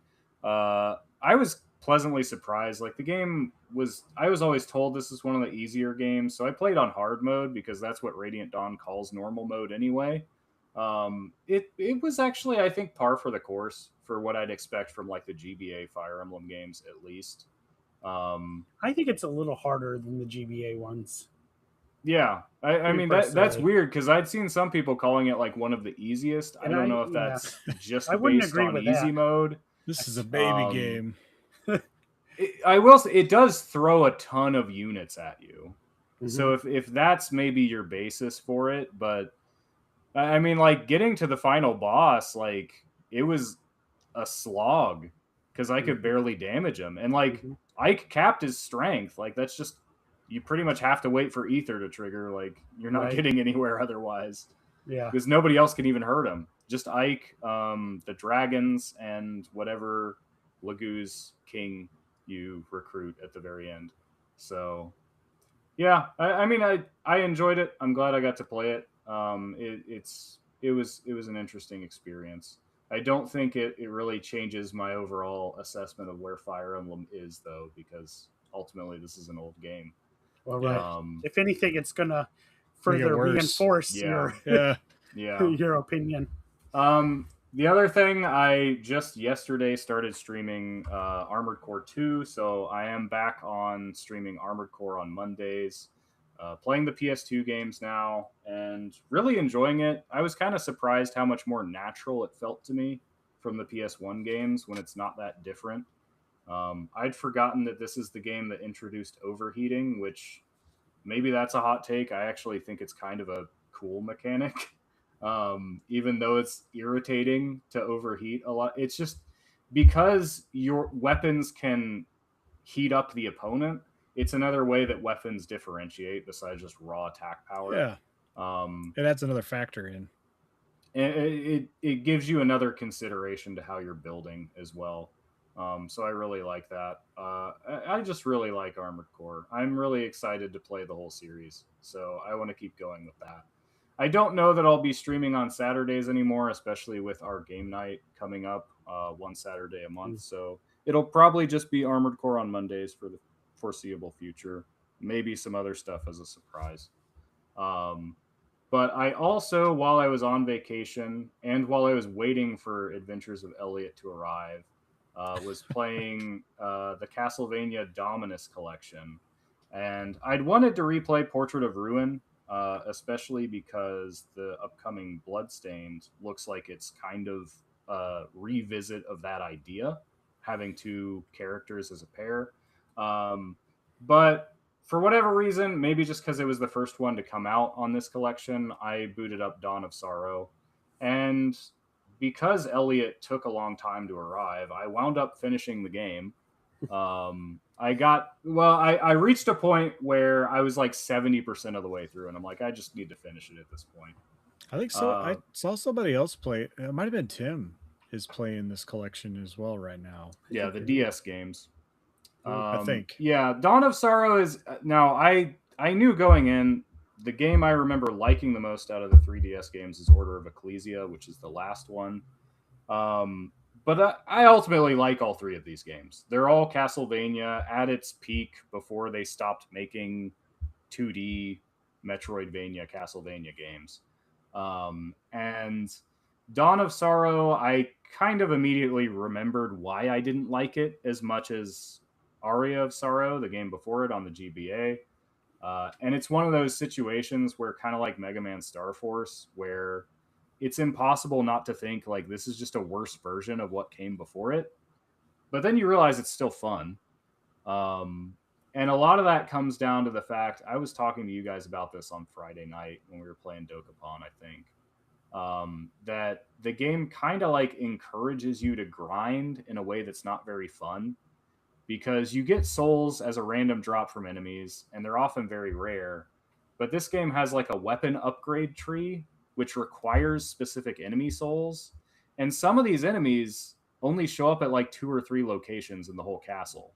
So you pretty much have to grind. You have to exit the room, re-enter the room, kill the thing, do that 100 times, and then you finally get your thing you need to upgrade your sword. We did talk about this because I was making the comparison to the original Bloodstained game. Had something similar to this. Yeah. Yeah, and Aria of Sorrow did that, but it didn't have the weapon upgrade tree, which I think really kind of like reinforces that, where it felt like you could just... The thing with Aria of Sorrow is, to me, that gave me the impression you can kind of play the game without worrying about getting specific souls. Although I think there's like 2 you need to get the good ending. They're not hard to get though. And it kind of just shapes your playthrough. Like, oh, I actually, got the boomerang skeleton this time. Maybe I'll use that. Whereas in this game, it's more like, well, if you're going to do anything, you kind of need to like get these in this order. I also just don't care for the total castle layout. There's just something about it I don't like. And then there's this touchscreen mechanic that felt arbitrary and unnecessary. There is also the issue of the art style, which isn't that different, but it feels just a little more cartoony. And this goes for Portrait of Ruin as well. It looks pretty much the same. This could be a DS thing, though. Well, I think Order of Ecclesia looks a lot better. That's Order the last of Ecclesia shifted. It's not just graphics, though. I think it's just the way the art style itself looks. Order of Ecclesia looks almost a little bit more like a painting, whereas Dawn of Sorrow, Portrait of Ruin look like an anime, and not a particularly high budget anime, I would say. Konami's always been kind of like overcorrecting things, kind of like the Circle of the Moon with like on GBA, starting out really dark. Well, a lot of that's because the GBA wasn't backlit, so it Well, just yeah. made it so much worse. I don't think they were thinking about it when they Playing it that designed it. way. So then whatever, you get by the time you get Aria of Sorrow and what's the other the other GBA game? Harmony of Dissonance. Harmony of Dissonance. Yeah, they look totally different than Circle of the Moon. Yeah, that's true. They definitely swung the other direction, and then they kind of like the music isn't as good because it's not using the sampling anymore. So like, all that criticism, and yet I got 100% map completion and put it to bed. Looked up the hidden walls just so I could get that last 0.5% I was missing. Yeah. And I even started on Portrait of Ruin afterwards, which is another game like I kind of remember what I didn't like, but I love the partner mechanic. I think it's so cool that I'm actually really enjoying it. Because this game actually kind of breaks from the pure Castlevania Metroid style. It's kind of like Metroid Fusion in that way, where it has a lot of sub areas that are kind of self-contained. So you could also compare it to Mario 64, actually, because the big thing here is this other vampire has taken over Dracula's castle, and he's put all these magic paintings in it. And so you go to these different paintings, and you blue skidoo into the paintings. It's in the future it's a whole too, sub-level. This is in the 1940s. So the Okay. Sorrow games are in the future. They're in like 2030 something. that's what I was thinking. Yeah. Actually, I'd forgotten this. Portrait of Ruin is technically a direct sequel to Bloodlines on the Genesis. Okay. Because it takes apparently they established this thing where like anytime lots of people in the world die at once, Dracula's castle reappears. So Bloodlines takes place in World War One, and Portrait of Ruin takes place just after World War II. And the main one of the two main characters is Jonathan Morris, and he is the son of John Morris from Bloodlines. And it's kind of a spoiler, but the other Bloodlines characters also factor in if you haven't played it. So, it's kind of cool. There's a lot. I was actually looking up the other stuff too. This game has 2 different alternate modes, and because how a lot of these games have like a different character you can play as, like you play through. You can play through Aria of Sorrow and Julius mode as Julius Belmont. Yeah. So, and that's another thing. Actually, Dawn of Sorrow's alternate mode has 3 characters in it. It's actually kind of like Castlevania 3. So you can play as Julius, Alucard, because he's still around because he's immortal. He's always around. And Yoko. And Yoko basically plays like Sypha did in Castlevania 3. Oh, nice. And then, but Portrait of Ruin has 2 alternate modes. It has Sisters mode, where you play as the 2 vampire sisters that are bosses in the game. And it also has a mode where you play as Richter and Maria from Rondo of Blood and Symphony of the Night. So I don't know that I've ever played through any of these games in entirety in the alternate modes. That might make a fun stream in the future, because those usually go way faster. Because you typically don't have to actually level up. It's more like you just gain stat boosts every time you beat a boss, I think. Yeah. So they usually go fast, kind of like a classic Castlevania in a way. You don't even have to beat every boss either. You can just go straight for the final boss if you're confident. But yeah, that's a lot of stuff that I've been playing, and none of it is Glory of Heracles, unfortunately. So I was just gonna say, neither of you mentioned. I will challenge Dan to finish Fire Emblem Shadow Dragon before I finish Glory of Heracles. See if he can do it. We'll have to post it because he's not here to accept your challenge. That's right. So I do want to quick apologize if anybody's been putting anything in the chat. We were talking. The chat has glitched out on me. All I get is it just starts flashing Flightsy's last message that I can see is "Curse you, entropy," and that is it. And everything after that, like it's just flashing that it like appears, disappears, appears, disappears. Yeah, And mine's I doing keep that. trying to get in and out of it, and it's still not working. Yeah, So I could go a little bit further in it. Okay. Tim did say that he was the one that was playing it, but he moved on to Okay. play Elliot in Citizen Sleeper. And then Or he also, Heracles, says Flightsy. I see it, but my chat is doing something really weird at the very bottom of the screen. yeah, that's what mine is too. Yeah, we're Um, having some kind of deal with Okay, the so browser. sounds like It's, I it's a was doing Riverside something, but issue, I mine think. I can't go any further down than Flightsy. So I was like, Tim thanked me for saying there's his name anything because I else. woke him up. I guess we made him fall asleep. so Anyway, that's a lot, but we do have our community couch. Do we have music for the community couch? Nope, no Okay, music. We'll just go right into it. I'm going to hit these fast. We did get a lot, and we want to give shout outs to all the people who responded. absolutely. So starting with Savannah the Hyena Queen, says, been playing Mario Galaxy for the challenge, but after that, I've got to get back to the backlog. Mario Galaxy 2, Mario and Luigi Brothership, Hyrule Warriors Age of Imprisonment, Xenoblade Chronicles Definitive Edition, Xenoblade Chronicles X Definitive Edition, Persona 3 Portable, Omori, Sea of Stars, etc., etc., etc. I'm a busy gal. Add Deltarune Chapter 5 to the list as well, though hopefully that won't take too long. Sounds like she's gonna play Galaxy like I did. Just back That's to a lot of back. stuff to play. I mean, she's gonna be.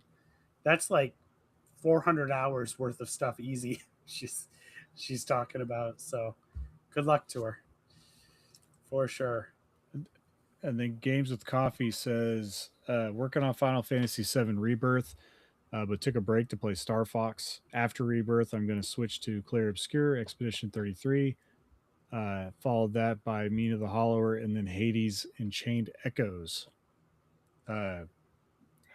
This is just kind of a side note. It made me think about it, but I bought Chained Echoes physically for the Switch 4 years ago from, I think it's First Press Games, and they've never delivered that game.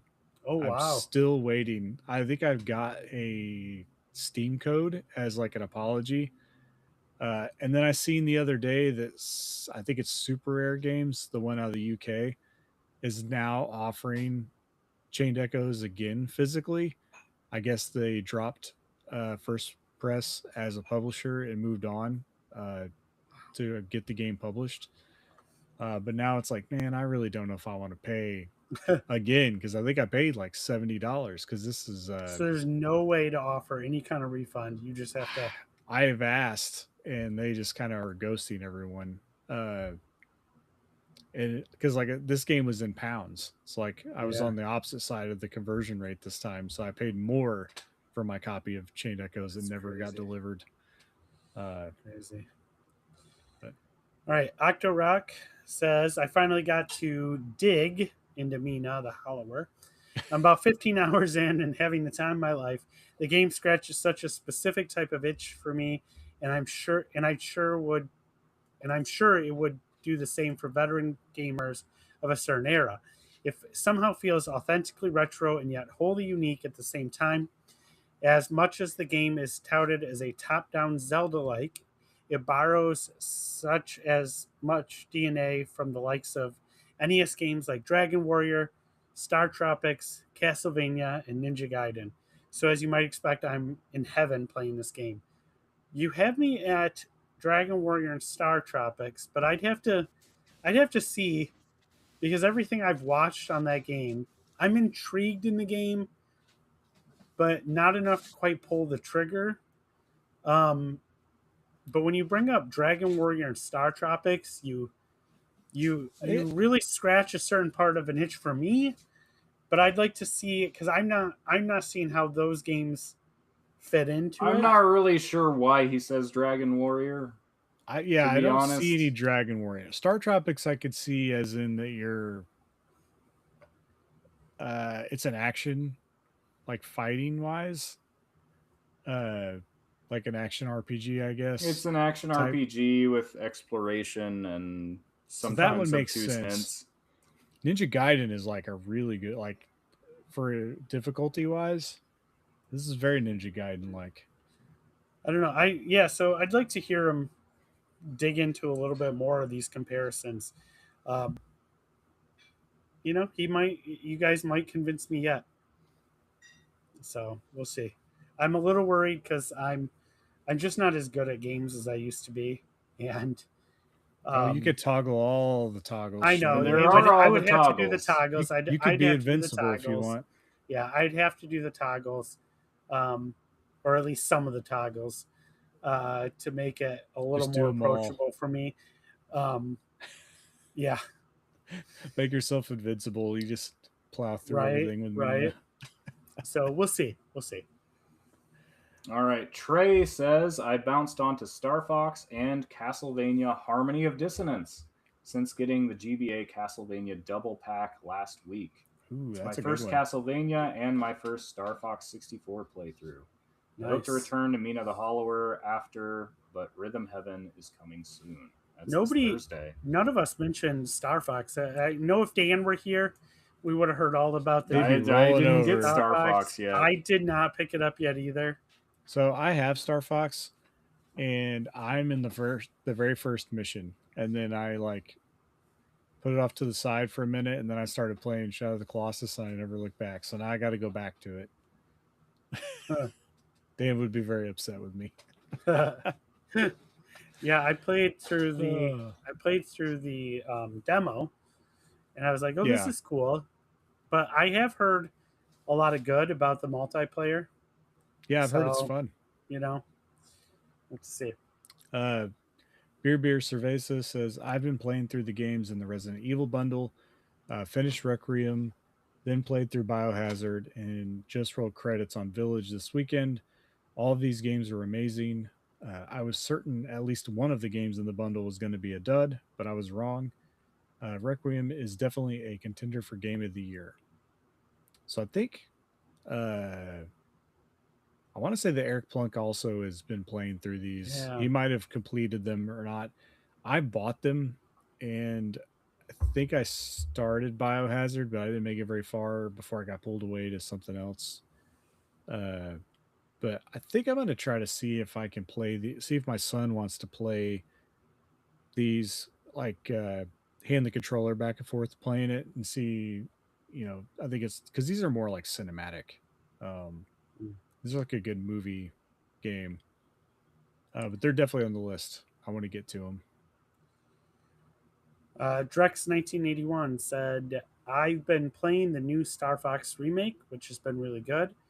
Also, Marathon, Dispatch, Mario Kart World, and Final Fantasy VI for my SNES. Hey, we could chat about that.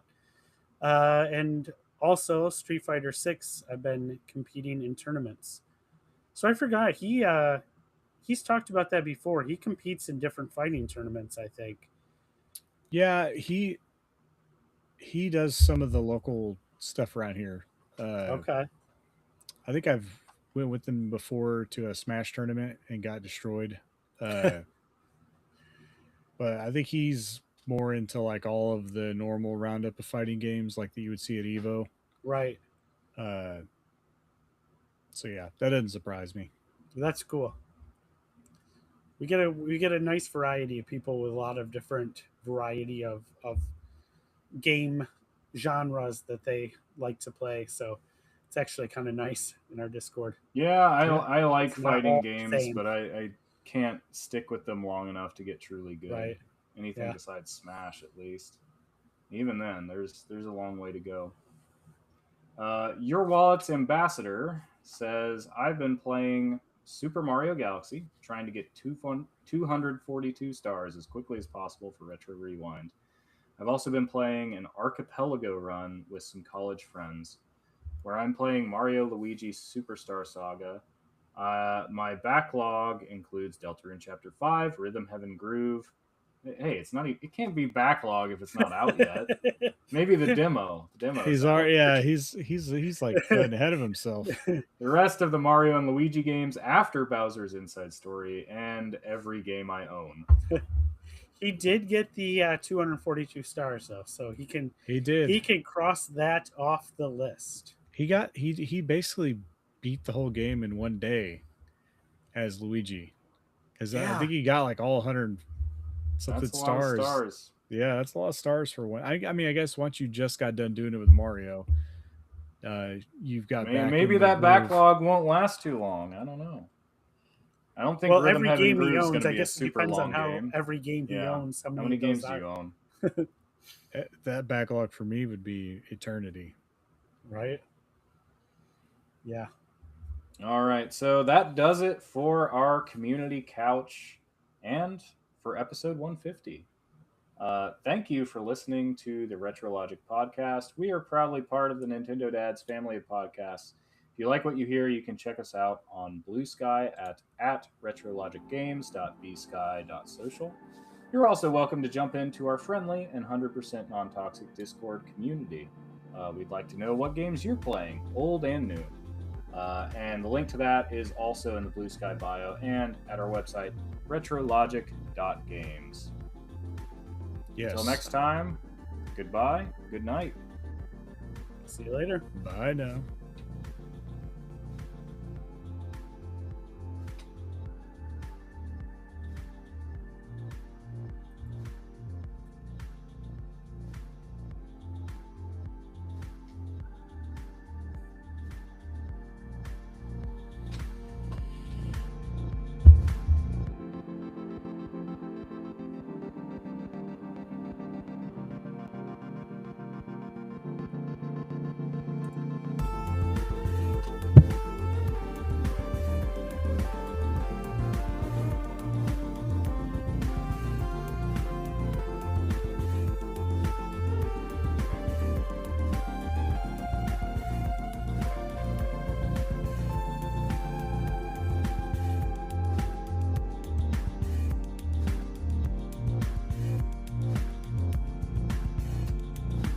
You know how the chat is like wigging out?